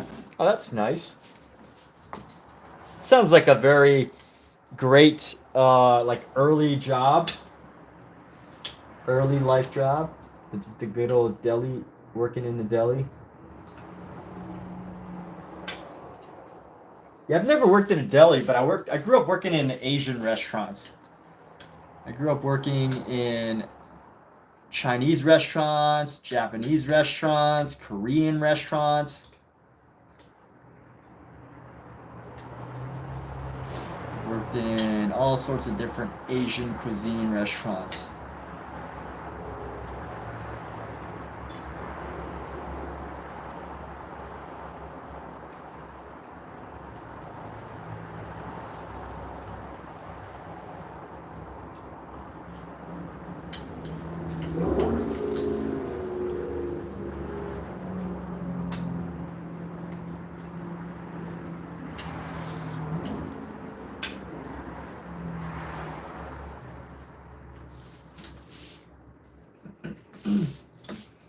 So what are you making today?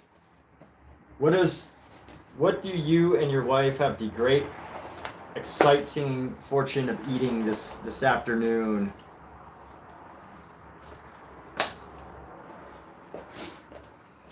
I did some handmade dumplings yesterday, which was pretty fun.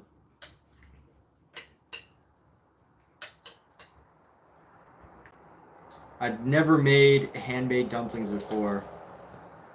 And I will say they turned out pretty good.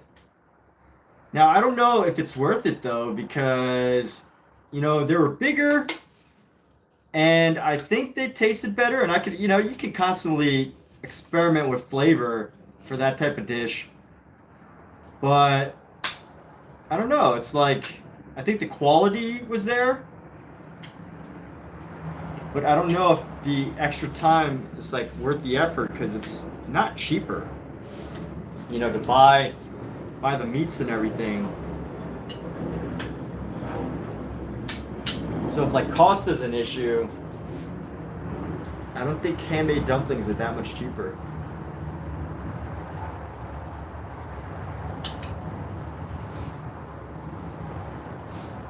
You know, versus the time versus like reward, you know what I mean?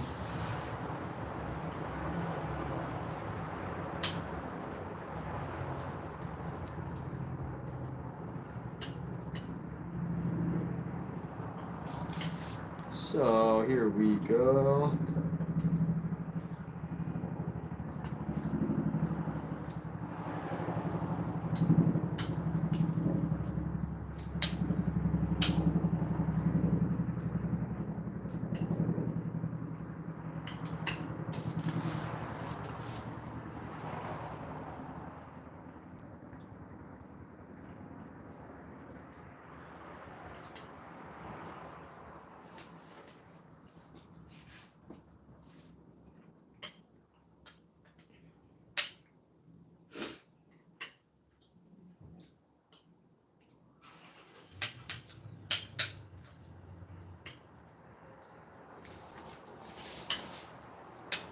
Fern, you okay? What are you doing, Fern? Fern looks like she's getting whiter really quickly. Who? Fern. Fern is getting whiter? Yeah, her fur's getting much whiter. What do you think, Scout? Oh. Like her gray's getting lighter. Oh. So Loco Moco, my dude, that is amazing.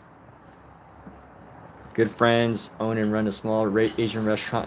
Oh my goodness, Loco Moco sounds amazing. So I gotta know, is there anything? Are there any certain flavors that make Loco Moco Loco Moco? Like my understanding of Loco Moco is it's a Hawaiian dish. I get it at Hawaiian restaurants, and basically it's rice with either spam or egg, or like a hamburger steak, right? Or is there another definition of Loco Moco that I'm just not familiar with?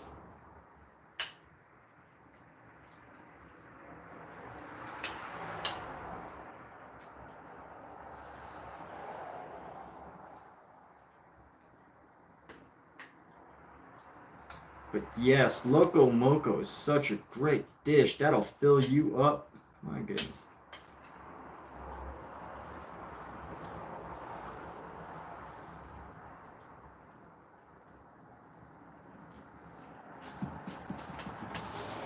People who make Hawaiian cuisine sure know how to eat.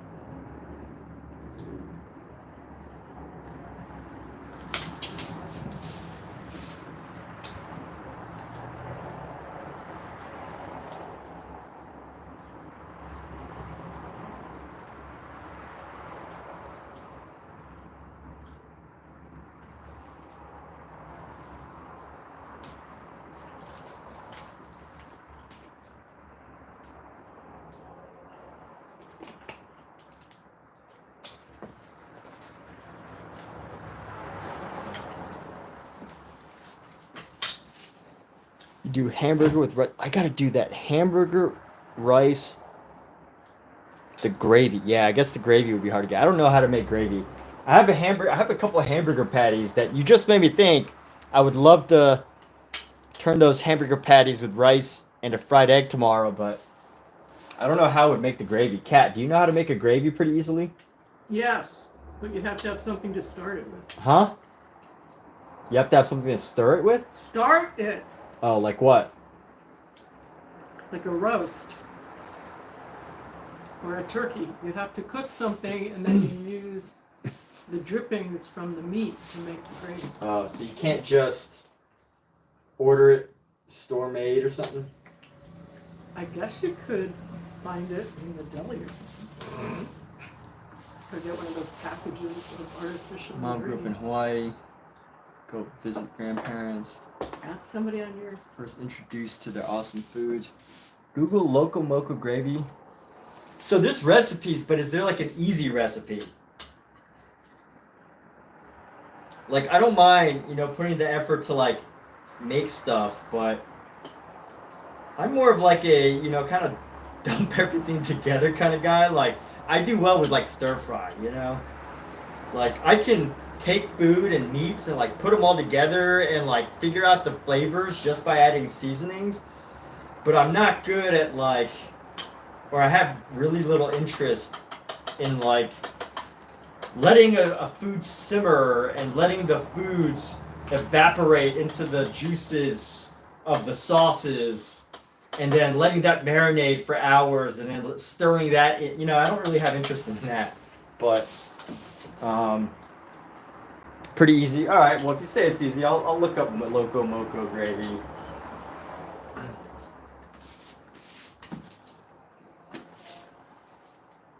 Whew. All right, we're moving along here. But here, I'm going to try something different, something to change this up a little bit. Again, I've been avoiding this because at this point, I really only have to worry about one half of this. But if I try this next way, and I do every other one, I have to... Oh, actually, I can't rest my arms on top of it either. Yeah, I can't do that, actually. That's not a good idea. I'm just going to create more problems. I was going to say one way I can make this easier on myself is if I...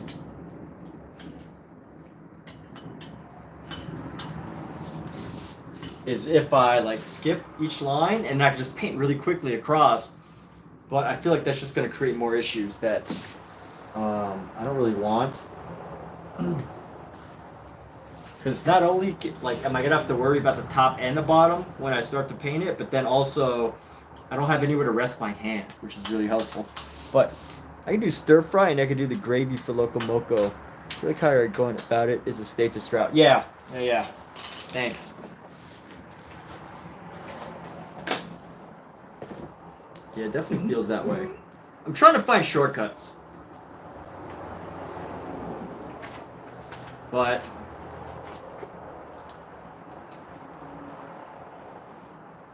yes, it is. Sometimes it's just what it is. You just gotta put in the work.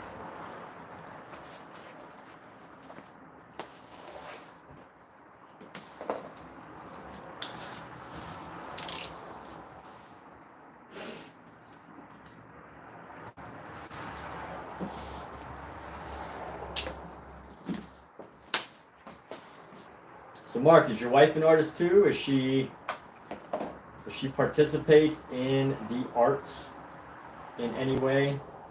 Are you two aligned in that sense? My girlfriend's a writer. She's got a book out. Kathleen Roy, if you look up, her books are on Amazon.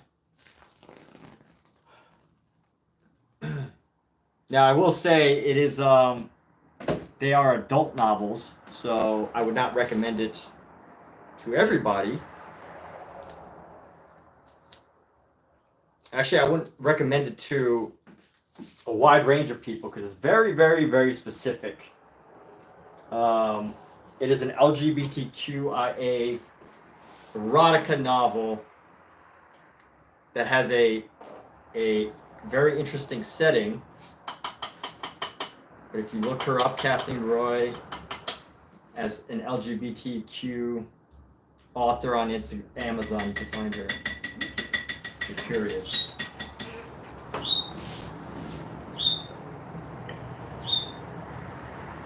And she is writing her second novel, or the sequel to her first one, called Confessions of a Nun.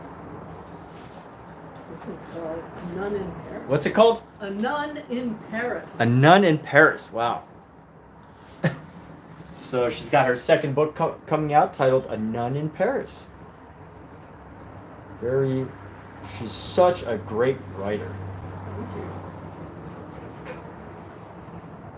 So these greens aren't really working for me. I'm trying to find a good green, good combo of green. I think I need to add this yellow into our green here. We could find like a nice go-between of a green.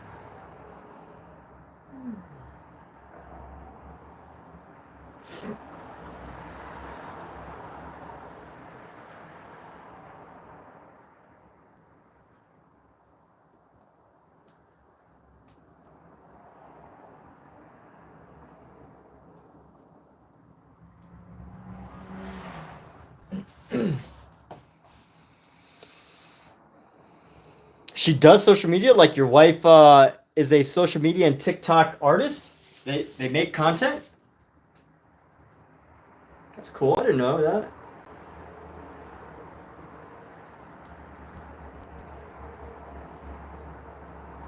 What kind of content do they make?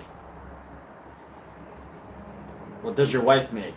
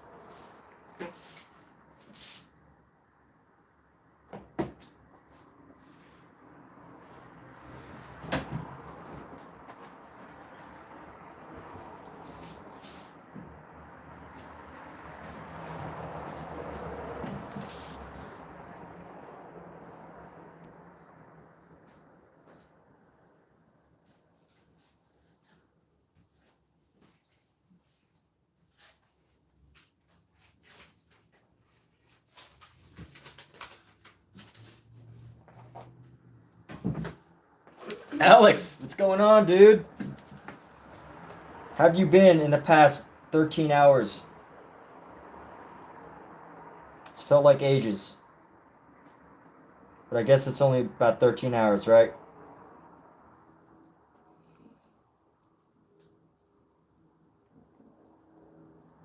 Let's see, Alexa, it's 12. Oh no, maybe like 15 hours. Oh, cat, look at Scout stalking her. Look, look, look. He's on the edge of the couch. Look at him. Look at him. He's stalking her. Look at our kitten. There he goes. The kitten's up. He was very gentle. He was stalking her. He did a very gentle. The stalking has ceased. But it's funny. So it's good? Yeah, alright. Good stuff, Alex. Good to hear. Always good to be doing good.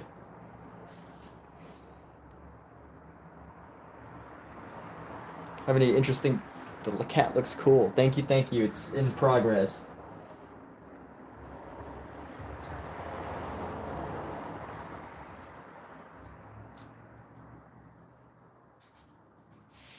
So Alex, what sort of yeah, it's just chilling. So this is a cat just chilling. This is actually I had a reference for this, and it was basically a cat laying down on a bed. So you pretty much nailed it. I had a photo of one of our foster kittens, and they were just kind of laying there. And I just love the pose because it kind of made them look like they were in action, like they were standing, dancing, but at the same time, they were just laying in bed. So it is funny that, you know, your interpretation is exactly what was in the photo, even though I tried to make this look more like he was actually in action. So I think it's interesting because it means that, you know, you can fool yourself, but you can't really fool the mind, right? Like, the truth is the truth when you see it, I guess.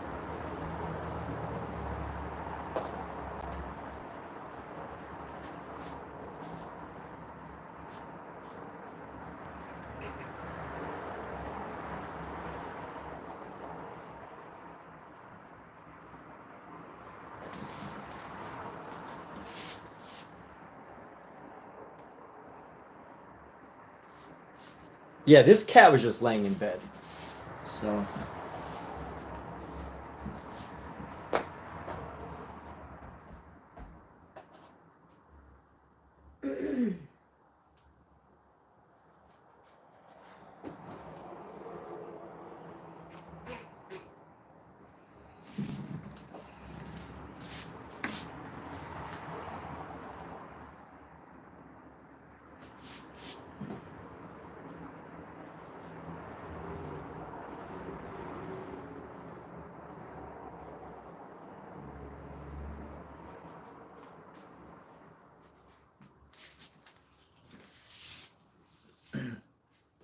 So after this painting, I can show you in a minute, but let me just finish this section before I change my thought process.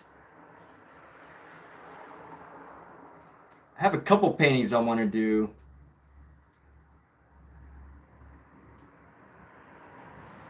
But I also have a couple paintings I need to finish.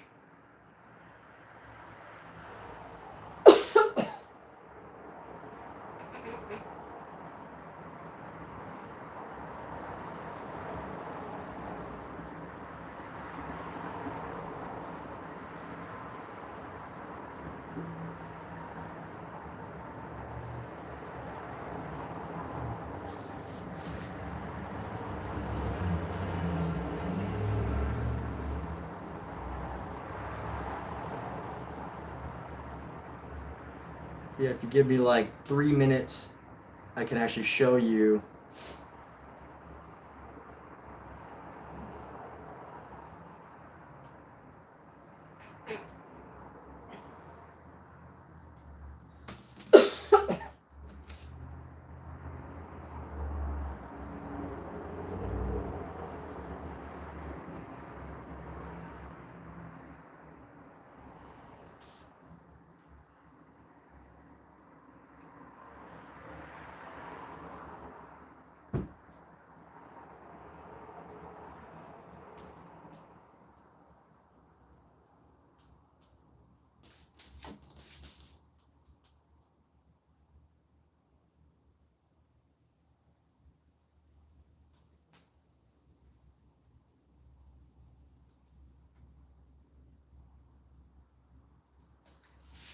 Okay.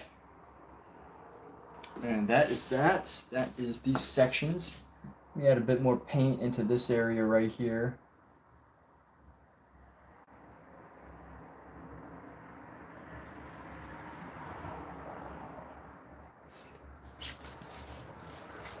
And in a moment here, I will show you some of the other projects that I feel I need to work on. But, you know, that's one thing, constantly having ideas that you need to work on. It's incredibly helpful.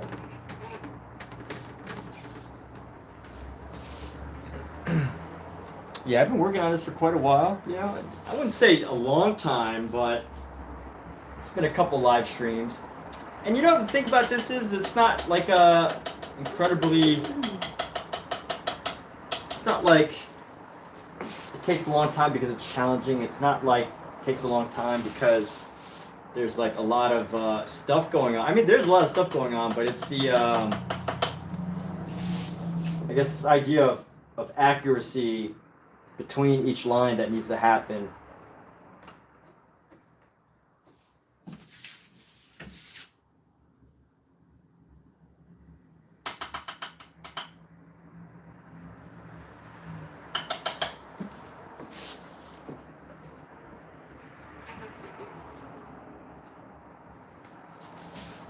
And I want to go back into this color right here and kind of fix it up a little bit. It's a little bit messed up. Yeah, see? So now I can kind of see that this is going to be hard if I was to try and do it both top and bottom here.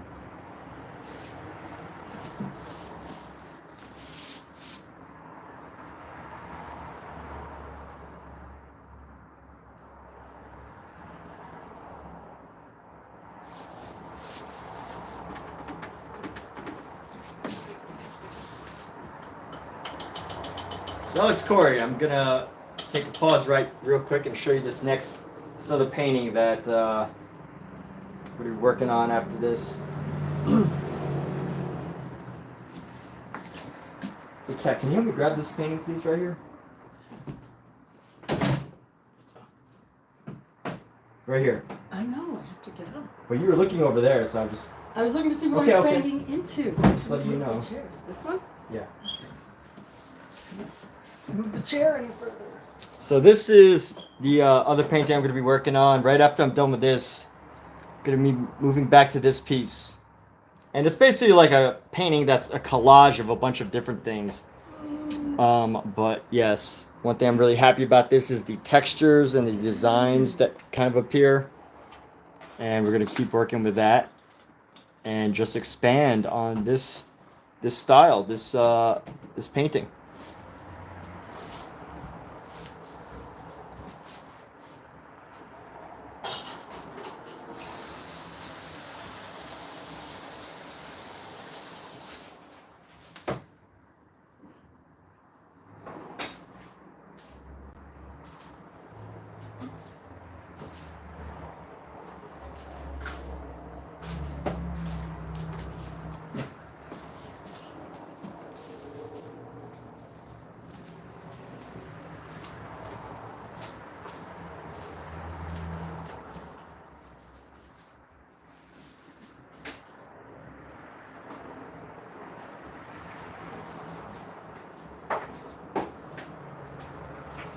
You know, this window really adds a lot of personality. Too bad it's always so hot. It does. Right? It kind of makes it feel like like I'm in Europe. Yeah. Like looking out. The window, though. Huh? The window needs to be clean. That's where all the pets have put their faces. I get it. Might take a long time, but it'll work out. I think it'll look good when it's done. Thanks so much, Alex. Appreciate that. So what about you? What are you working on nowadays? What is something you want to do, something that you're working on? You know, we're all on YouTube for different reasons. Some of us want to be on YouTube to be entertained. Some of us want to be on YouTube to do entertaining.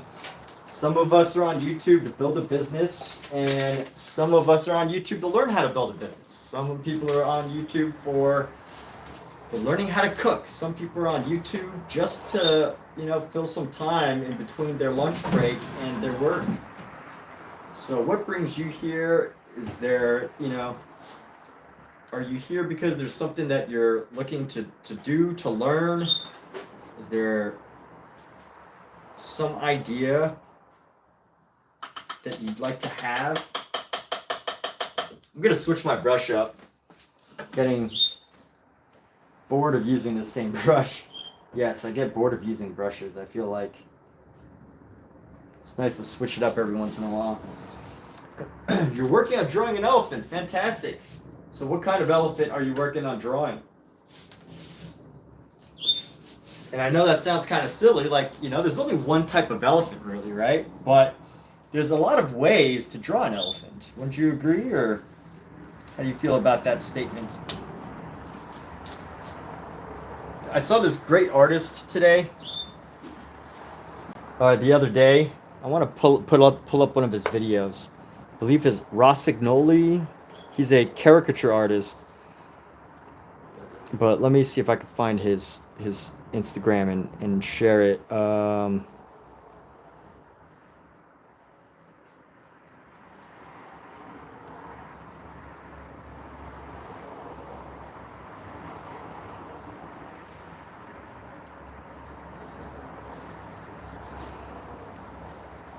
So I saw this amazing tutorial.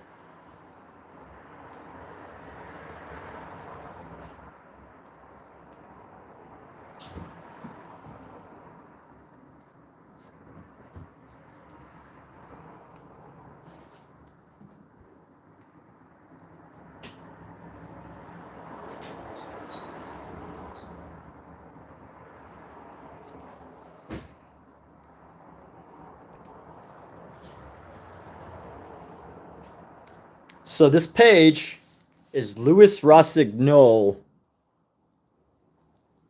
So Louis Rossignol is the artist, and I want to show you some of his art. This is hilarious. I absolutely love this sketch right here. That is hilarious. So when I asked you, like, what type of elephant you're drawing, that is what I was asking. Like, obviously, there's only one type of elephant, right? But this is what I meant when I said, like, what type of elephant? Are you doing, like, a creative elephant? Are you trying to draw a realistic elephant?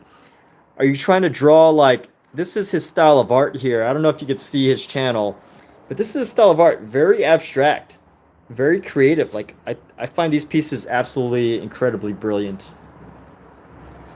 Like, this is hilarious.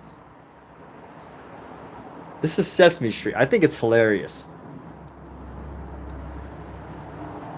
These are some of his other drawings. So when I say, like, what type of elephant are you drawing? You know, I find the difference between this style of art that, you know, has its own creativity, its appreciation, group that appreciates it, but I also, you know, and then there's, like, realist art. So what type of elephant do you want to draw? That is a question. Anyway, we are switching up our brush. Let me share this story before we move on to this next section here. We're switching up our brush. So previously we were using a ivory long filbert brush by Rosemary Co. So ivory is basically their brush line that is a, by the way, they cut this a little weird, but, you know, it's whatever. You have to kind of, like, fudge with it in order to make it normal. But anyway, that looks better. So this is Rosemary Co. Ivory is a term for their like synthetic line. And also, filbert is this type of brush that has this, like, round tip, the rounded tip. I can kind of, like, mold it to where it looks a little better. So the rounded tip there, basically, and that's a filbert brush. And we're switching from that to this ivory long flat brush. This is a flat brush, and I haven't really used this too much, so I want to put some paint into it and put it to some use. You know, no sense in having some unused brushes around. Right? That's what they're for. They're for painting, not for sitting around. And which color should I use? Alex, do you have a favorite color?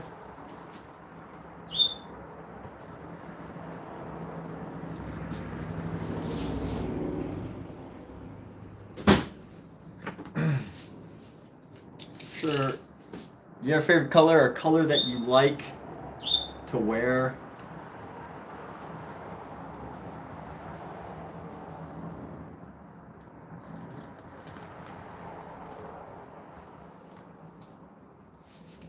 Guess Alex has left the room. Well, give Alex a couple more moments to respond because I will make this next line and as an homage to favorite color is light blue. Ooh, okay, that's a color that I haven't used in a while, so let's go ahead and do a light blue. Mr. Alex here, who has so graciously given us some of his time to enjoy the stream and jump in on conversation and give an opportunity to talk about this work, to contribute. So let's find a good light blue here. I've already done, this is like a very light blue. This is a little bit of a lighter blue. I think I want to go one shade lighter with our ultramarine. So that's what we're going to work on right now. We're going to go with our ultramarine, but try to go one shade lighter with it, which means I need more white.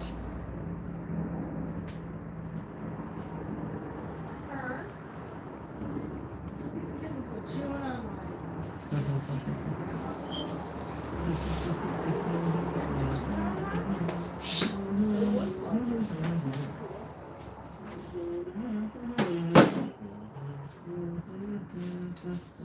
You going right, babe? Huh? I might. I'm holding you accountable. I'm afraid I'm gonna fall asleep right now. Walk over to Starbucks. And then when No, because I gotta go to sleep early. when people inevitably try to talk to you, you'll be like, "Oh yeah, I'm writing a novel."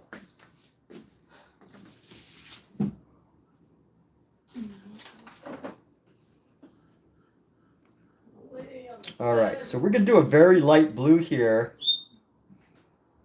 to honor our friend Alex Corey. And I say honor, it's an interesting word, like honor, like, he's still alive, he's just hanging out here. It's a very powerful word to use the word honor, but you know what? I'll use it anyway. So this is a very light blue that we have. It's almost indiscernible from white when you're just looking at it, but we're gonna go with this. You'll be able to tell more once we lay it down. And this is a super light baby blue, very light ultramarine, sky blue, light blue. So, thank you, Alex Corey, for participating in this live stream and giving an idea for color.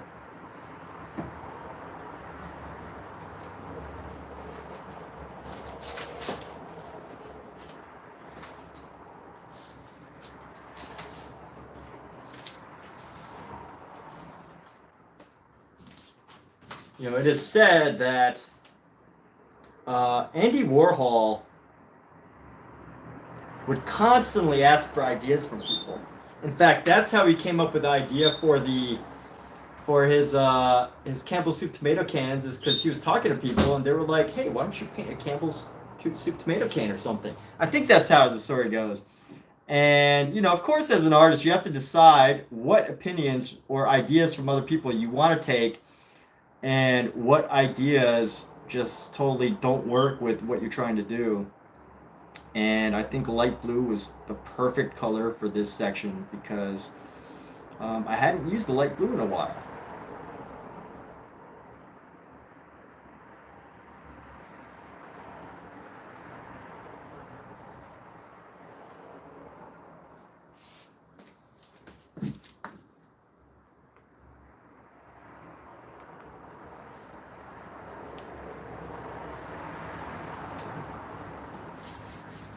It makes you very calm. So Alex, are you usually not very calm?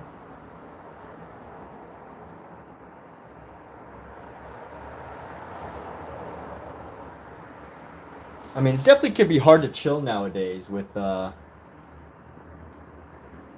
social media can stir up all sorts of emotions.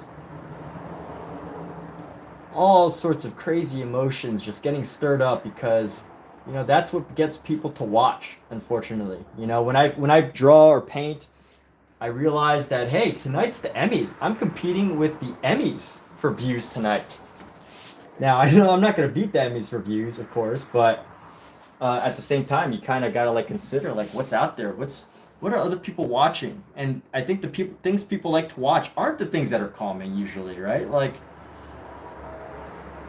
very few people want to watch an artist just painting unless they have an incredibly exciting painting style like Paul Kenton. Paul Kenton is a British artist who has an incredibly expressive paint style. He basically does these massive canvases that are like 6 feet tall, and he basically throws paint, and then he makes these beautiful cityscapes on these paintings.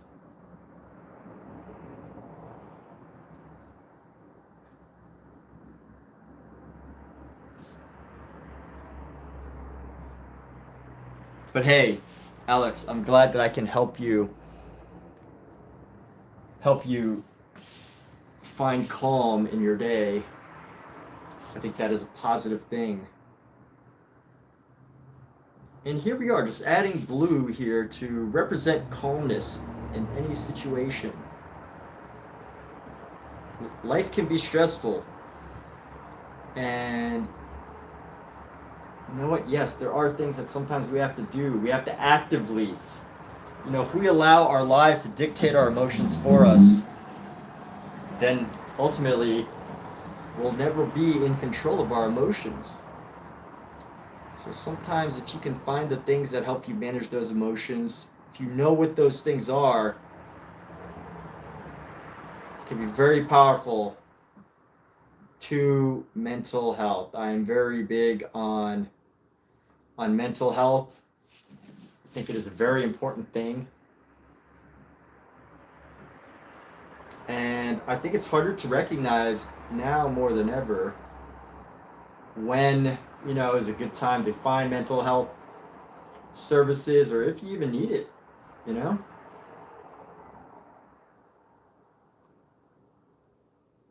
But I definitely think mental health should be treated as much as like exercising. You know what I mean? Like constantly working on your mental health is as important for your mental health, obviously, as exercising is for your physical health.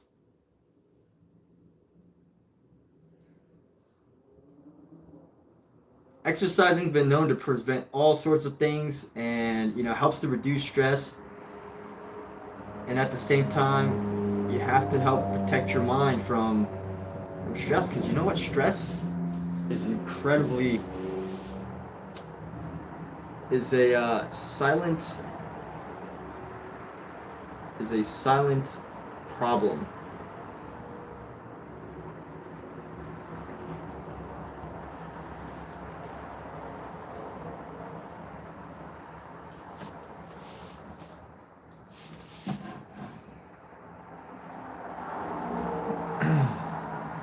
Watching someone paint makes you calm. Amazing. Thank you for sharing that. And just know that, Alex, there are many people out there just like you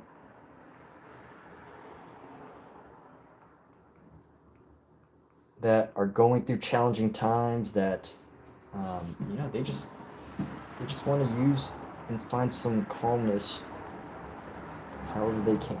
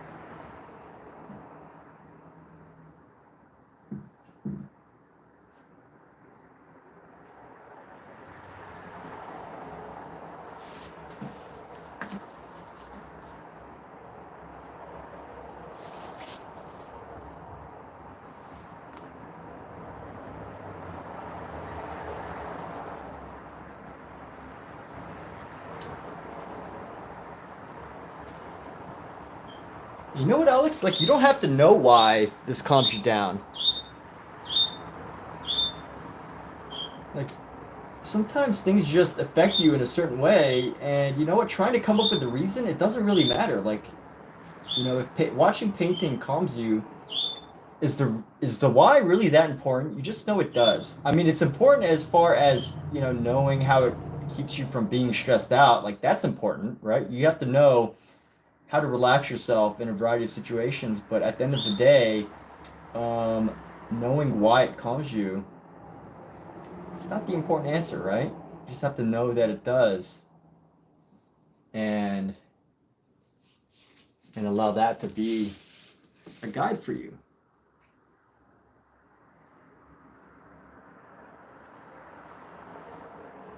That's awesome that your brother's a great painter.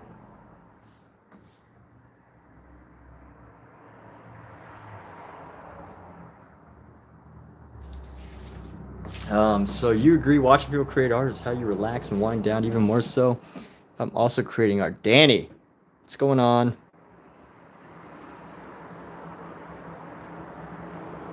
That's cool, Alex. You got an art family there.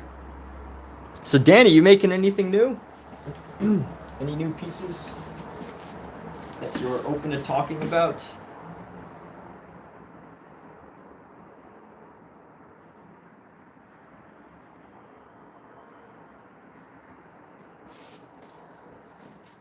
When I'm done with this, I kind of want to spice it up. I feel like I can already come up with ideas to spice this up.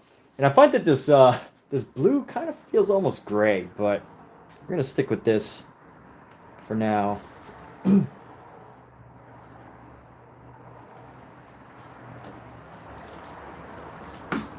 instead of wiping off this brush color this time, I think I'm gonna try to find a color that I can paint next.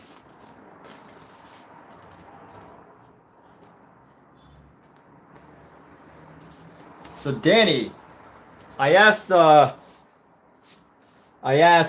had Brody yesterday. Brody really liked this color. He believed that this color is his favorite. This color's for Alex, thanks to Alex. What color would you like to see, Danny? What color? I don't want to ask you what's your favorite color because that's kind of cliche. I've already asked it, but like, what color would you like to see? What's a color that feels pleasing to you right now, or even exciting to you right now? It doesn't necessarily have to be pleasing or exciting, or even, you know, the proper color that's supposed to go here. You pick. You could, whatever color you're feeling like right now, I'm willing to add it on here. You know, to capture a specific moment in time.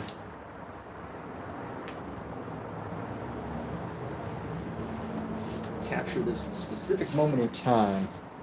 What Danny is feeling. Danny Eden.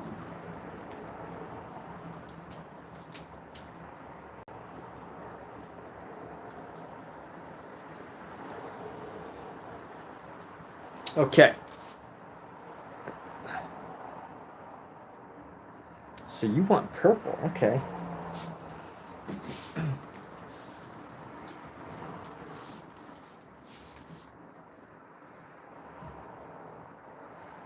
So let's see, I guess we should go with a deep purple.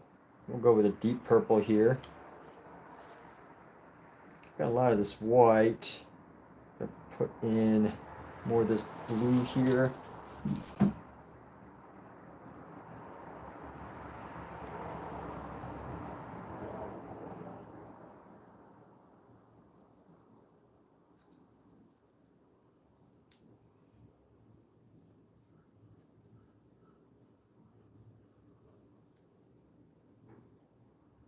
Trying to find a good purple to mix in here.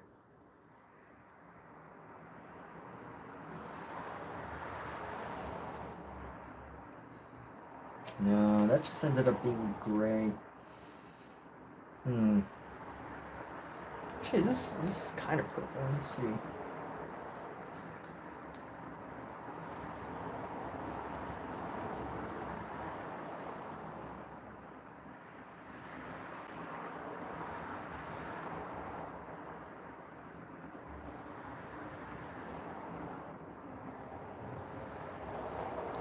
This is a purple that maybe needs a bit more red. Let's grab some more of this red, mix it in here.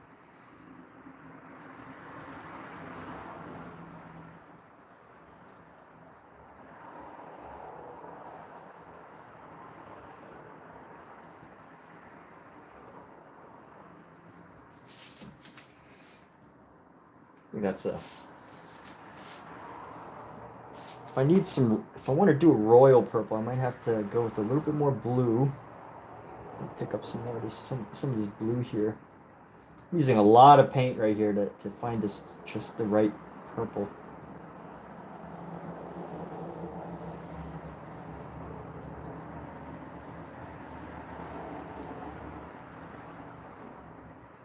I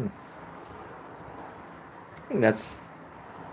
Let's see if I can find a gray background to give better context.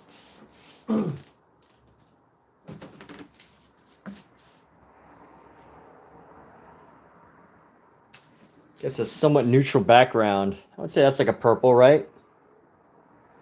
See the difference in shade? I don't know if that could be seen. Maybe we need a white background. Yeah, I guess against blue, purple. Yeah, that's a good purple, right? It's really dark. It's a darker purple.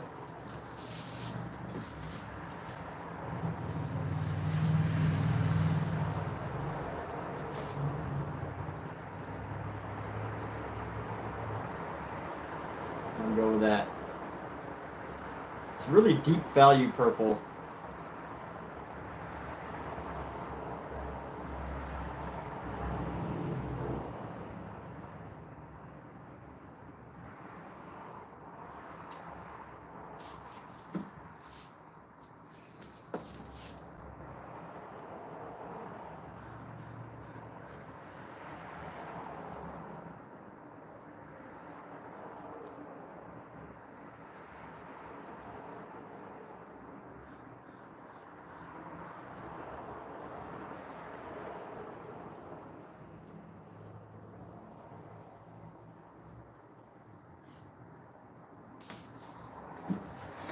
Here we go. It's kind of hard to see against this blue. I'm going to experiment with purple one more time, at least one or two more times as we go up here. But this color, you can really see the difference when you're seeing it up against something else. But on the canvas, it doesn't really create that transition. Just kind of a dark color. I definitely admit, purple is a hard color for me to usually get just right.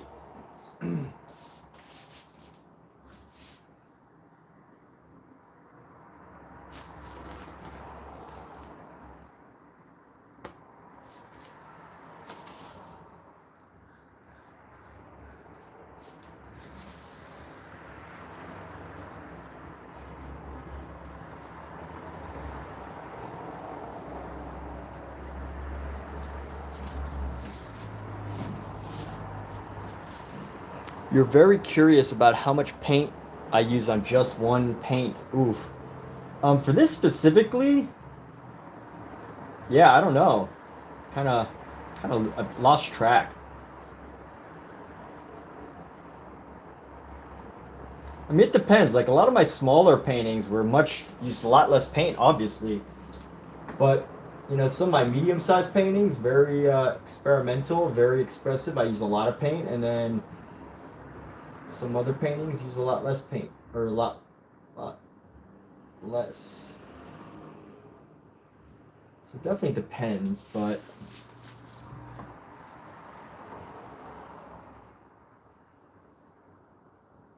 I think in general though, as far as painting goes, I try to use a good amount of paint. I don't like to... One thing I admire about Vincent van Gogh, and I was talking to Danny about this the other day, or I was bringing this up, is like, you know, according to his like stories and some of his philosophy and like things like that, you know, Vincent definitely struggled for money at times, But one thing he never did, despite struggling for money, was he was never like stingy with his paint. You know, he never painted like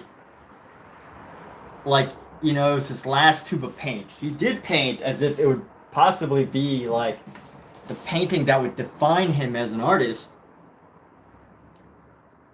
You know, he put a lot into all of his painting and all of his work and his sketches. But you know, he would never be like stingy with his paint. And I admire that. And you know, kind of I was listening to this book by Robert Henri, and in the book he talks about, you know, all the different types of brush strokes.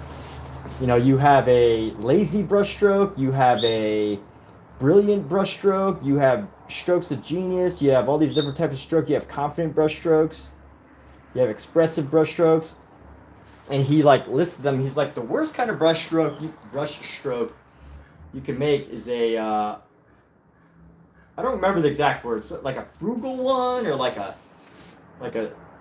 low, like a stroke that doesn't have enough paint, that just kind of like makes it feel like you're trying to conserve the paint.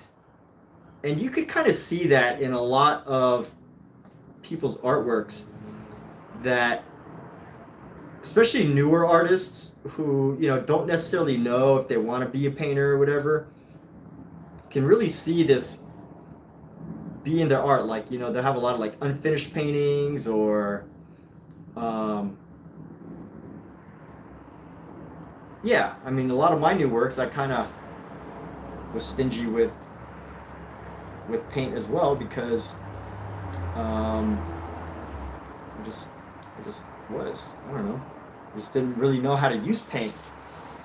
And I would just have these small tubes, and then I would just like mix them on a palette, and I would just take a little dab of it and just kind of like paint it onto the canvas. I was very timid with paint when I first started, and you could really tell. So I actually share a story in a moment about how I learned to paint from this, like, I want to say she's probably like a 10-year-old girl.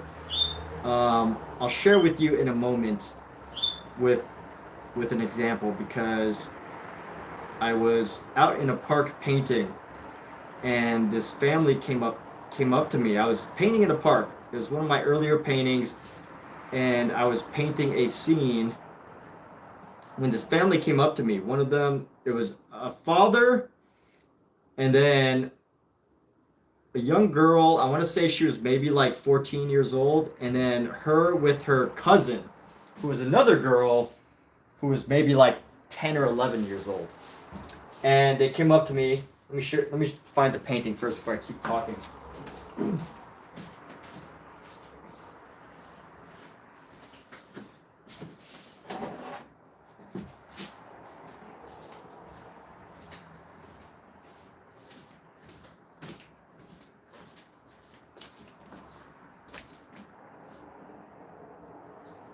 All right, so this is a painting that I did. It was called My Morning with Vincent van Gogh.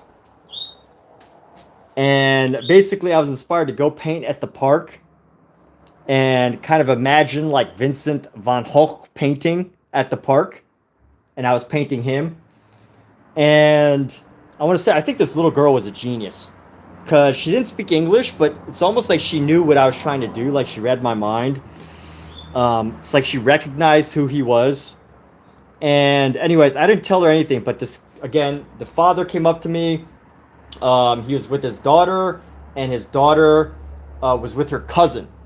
And the young girl, who was the daughter of the dad or whatever, came up to me and says to me, it's like, "Hey, my cousin's a painter." And I was like, "Oh, that's cool. Does she want to paint?"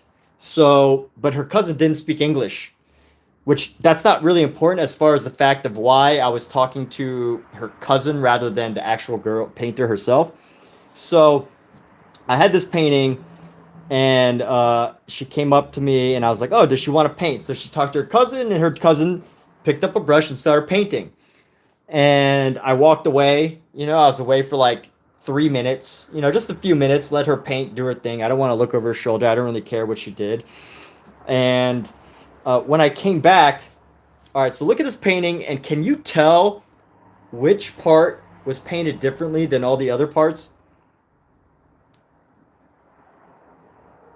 Possibly, you know, it's kind of obvious, like if you're afraid to answer and you're afraid to be wrong, I'll tell you right now. So the little girl that picked up the paintbrush painted this part right here.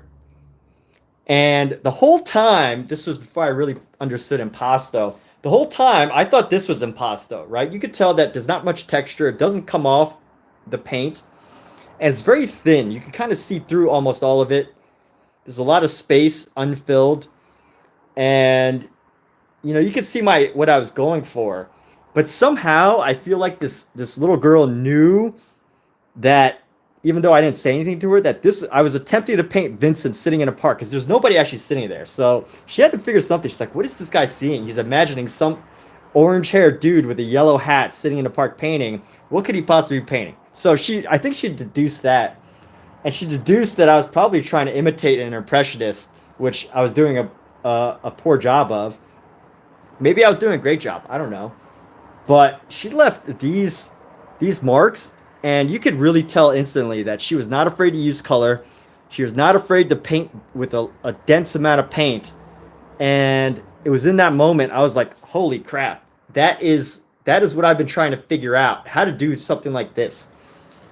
And, you know, that is the time that I learned how to paint from, I don't know how old she was, but, you know, young kid.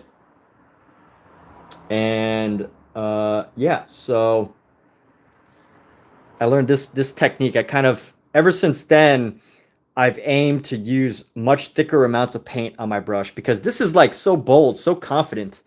I'm sure she had some great teachers. This use of a brush to paint this bush right here, this tree, is just so confident, I feel. Whereas, you know, you could see the other stuff. It wasn't like, you know, it's missing a certain quality, right? Like it feels like impressionist in a way, but there's a certain quality lacking. And I thought that was just like, she didn't speak English, but I feel like she was communicating to me like, hey dude, I know what you're trying to do. You're not doing the best job at it. Here's how you do it. And that's kind of how I imagined them telling me how to do it. So, yeah.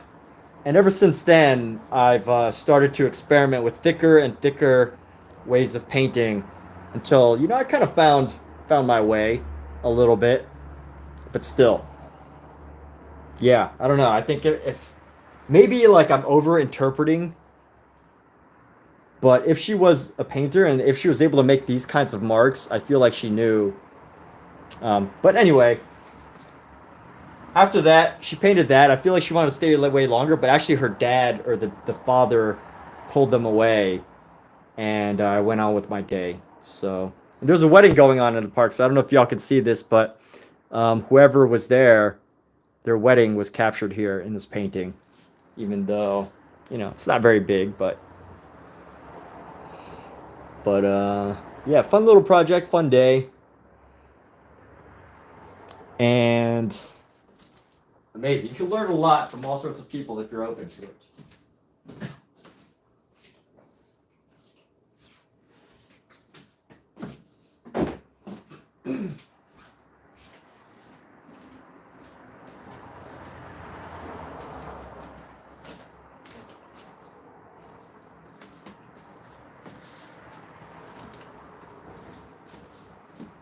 So we got this purple. Let's go on to our next section here. I don't know what color we're going to do next just yet.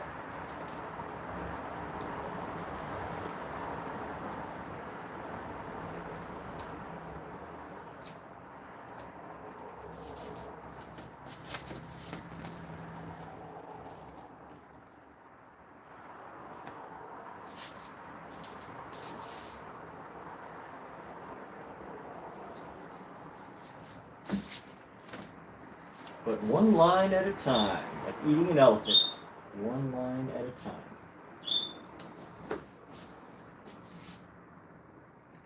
So I don't know, Danny, what about you? Who are some artists that you like to watch online and pick up ideas from, or what are some moments that you've experienced where you're like, oh, okay, that's how it's done. Ah, I'm gonna try that. What are some thoughts from your end?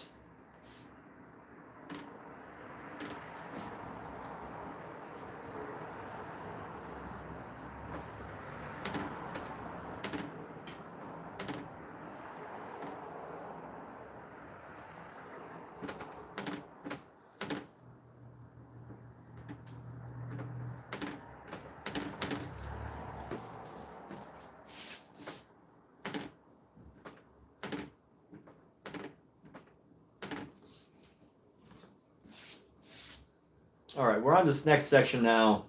I feel like I've had quite a few of the warm colors. Red, orange, yellow, blue, green. Got the blues and the greens. I mean, there's such a wide variety of colors and shades that can possibly be included into this. Goodness.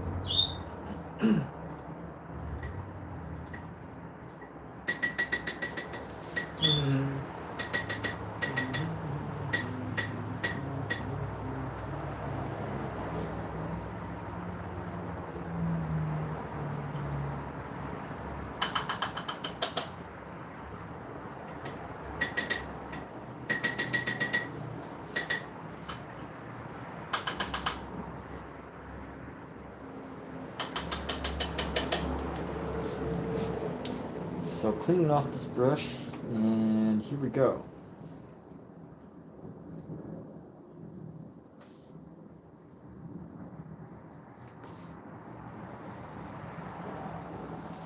All right, what's the next color?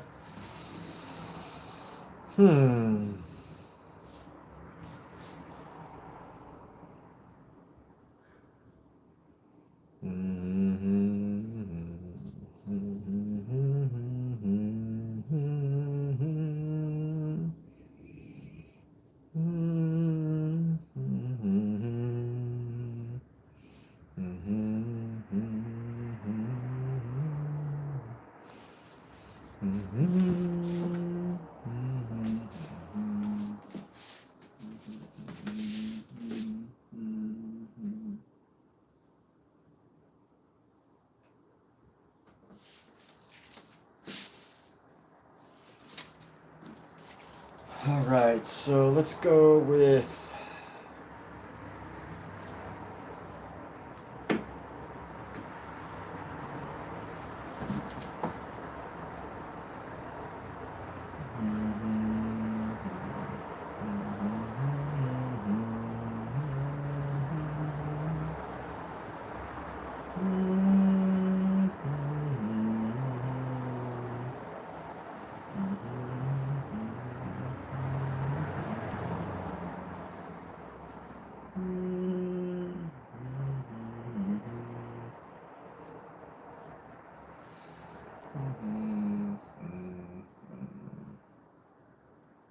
lighten this up just a little bit.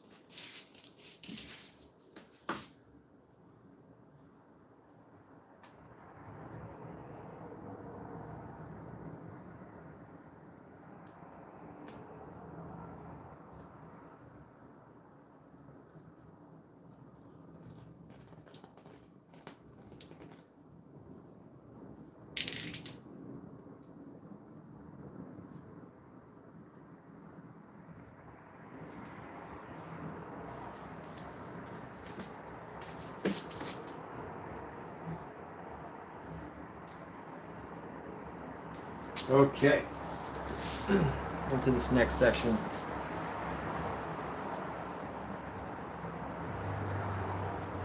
Going for a slightly lighter green.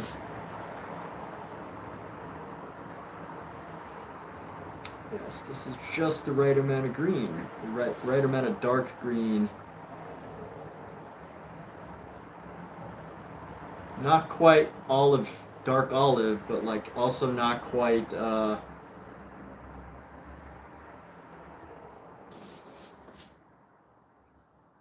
it's still bright enough. It's a lighter value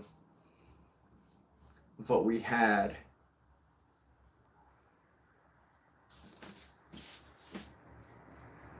So here we go. I learned painting from so many different places. I'll share some of my resources here. So when I first started painting, I actually started in digital. So I was working with digital art, and I started with digital art. I used a whole bunch of Udemy courses. Actually, I learned a lot of my digital art from Udemy courses on Udemy, before I went to an online digital art program for concept art.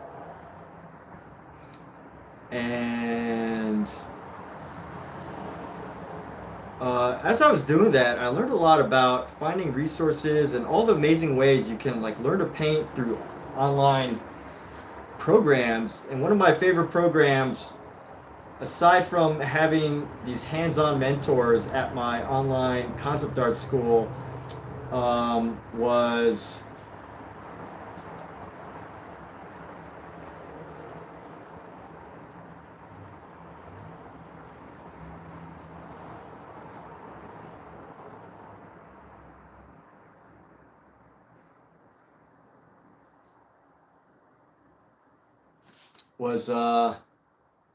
Hardy Fowler. So someone that I really enjoyed. If you're looking to get into digital art, this guy has a ton of great online courses. His name is Hardy Fowler. He's done a lot of amazing projects, some of which I'm sure he's under NDA, so you can't really talk about him. But you know, you watch him work, and you'll instantly know that he is one talented artist.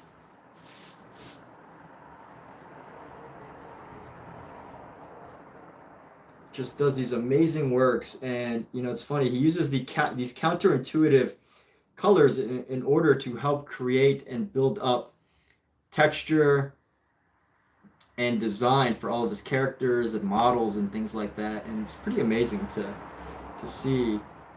And I think that's one of the most helpful things when you make art, is finding just the right mentor online who's doing some of the stuff that you want to do, that you would aspire to do, even if you don't, you know, copy their work exactly. Like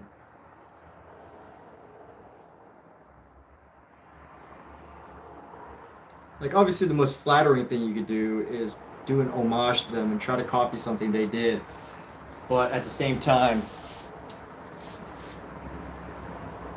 you know, finding your methods that work best for you through other people that have already worked through some of the challenges that you're processing yourself.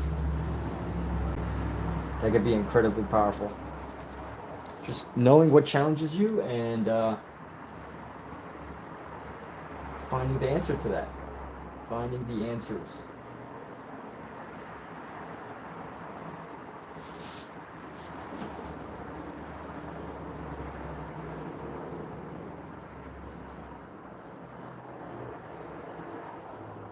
Asking questions on the internet. You know, one way that I find answers, this is a bit counterintuitive.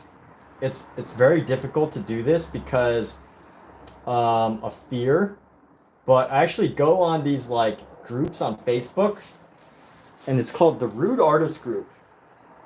And the whole idea of those groups is you're not supposed to say anything nice about people's work. And it's not for everybody, of course, because they actually like boot you from the group if you complain about people being too rude. they'll kick you out of it. So it's kind of funny because there will be people that like come to a rude artist group and they don't really want rude feedback. But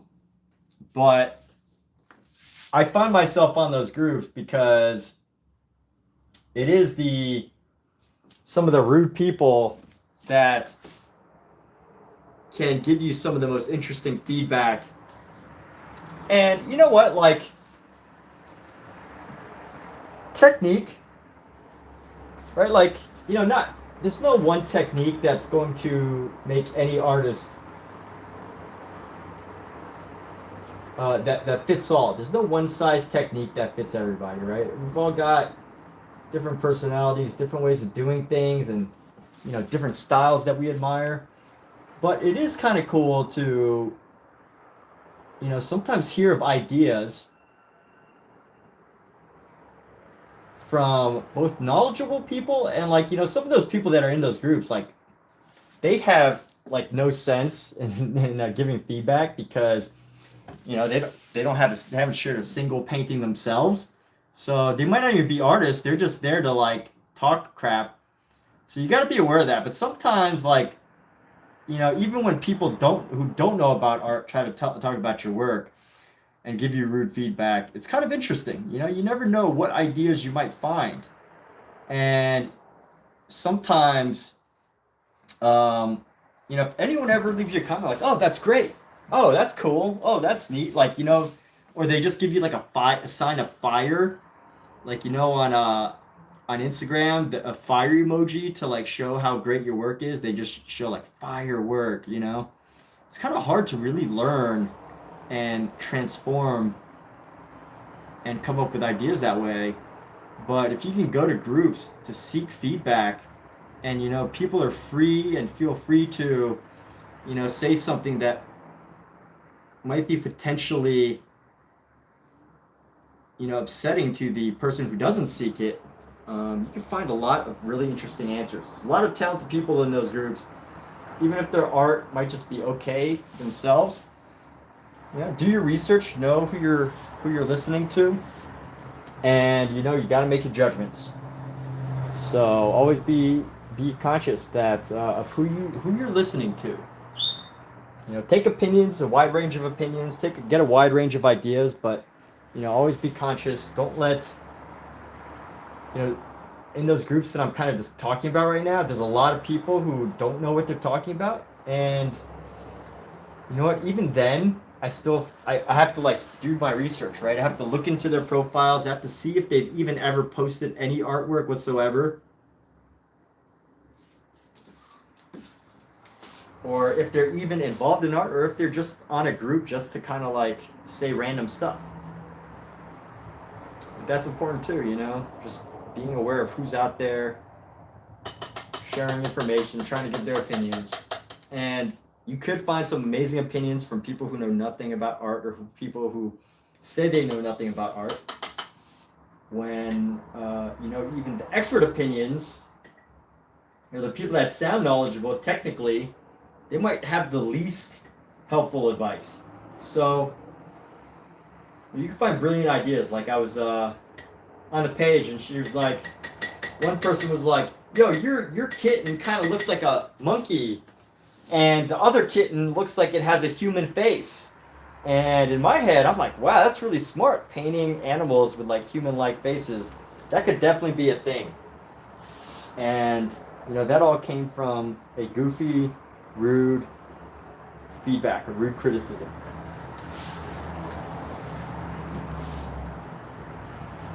Excuse me, wow. I had some homemade dumplings earlier, and it's giving me stomach bubbles.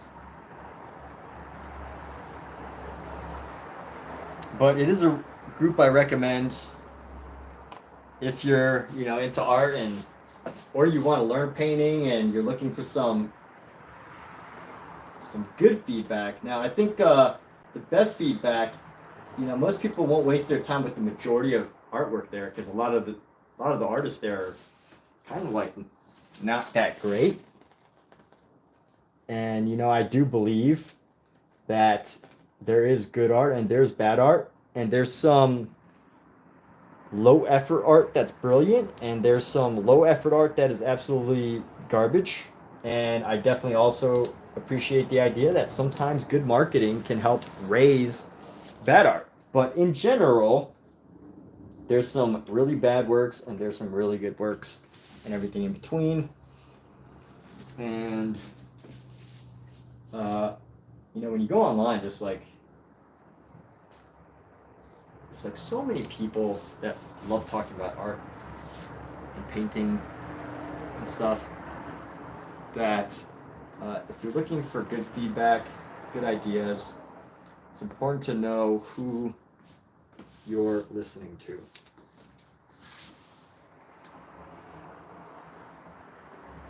So with that said, I'm gonna keep going this. I've got some momentum right now, got a free day, and I think I'm gonna, if I can, maybe even finish this. Like, we're almost there. Once I get past 1, 2, 3, 4, 5, 6, 7, 8, 9, 10, 11, this might take an hour and a half. So we'll go into 4.5 hours, and then the rest might take, no, I don't think I could do, we'll see. We will see. I don't know for sure yet. But let's think of this next color. What color do we want?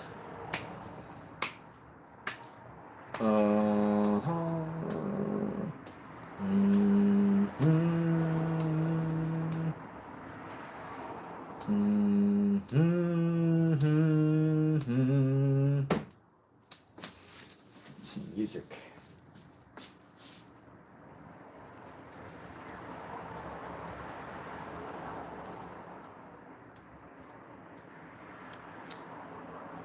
I paint longer than some of my Spotify playlists play for.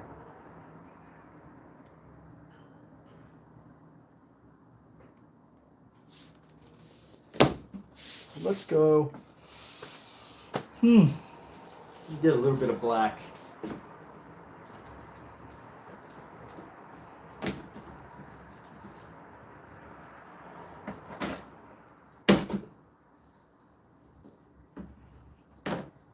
Okay, we're gonna grab our ivory black here.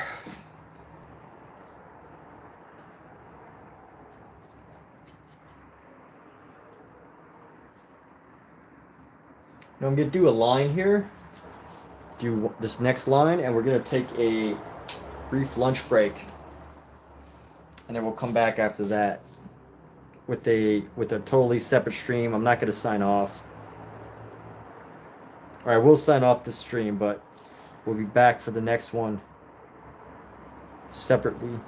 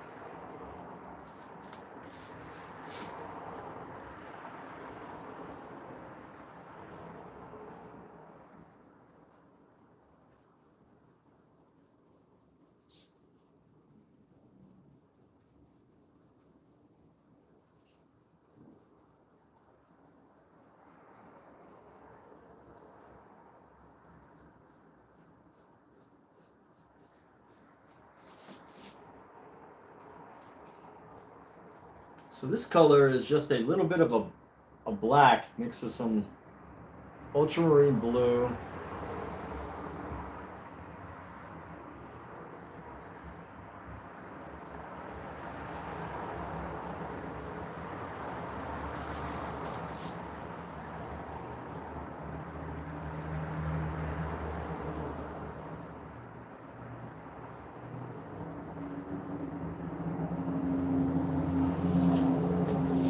Let's go across here.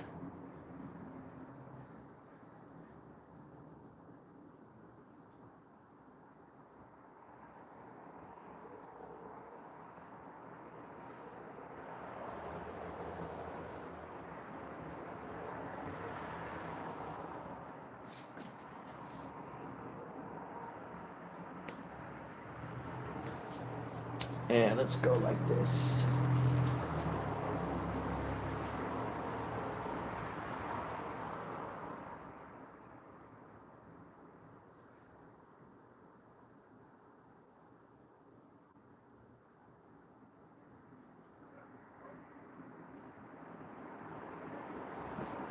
You know, I feel the need to bring this down a little lower now.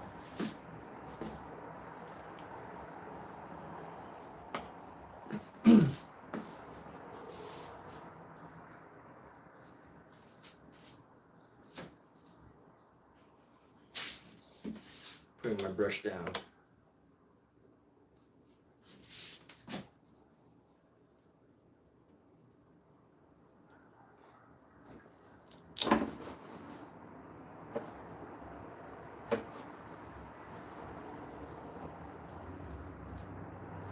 So I could keep my method of painting and not have to like look.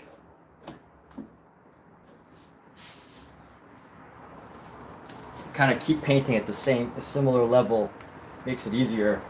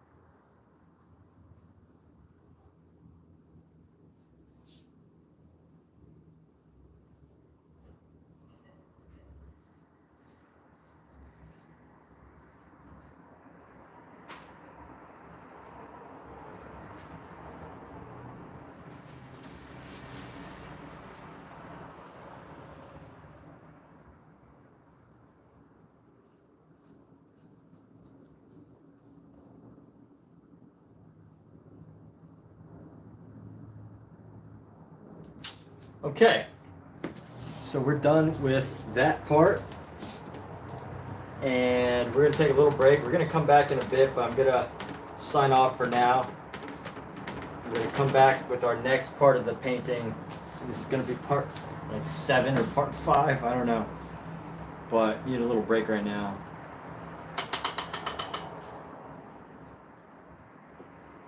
Take some time to enjoy some delicious chili.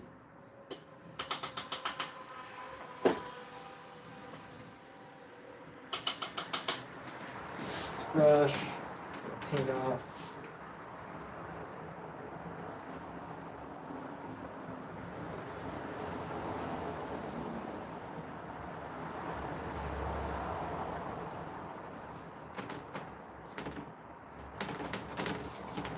Okay.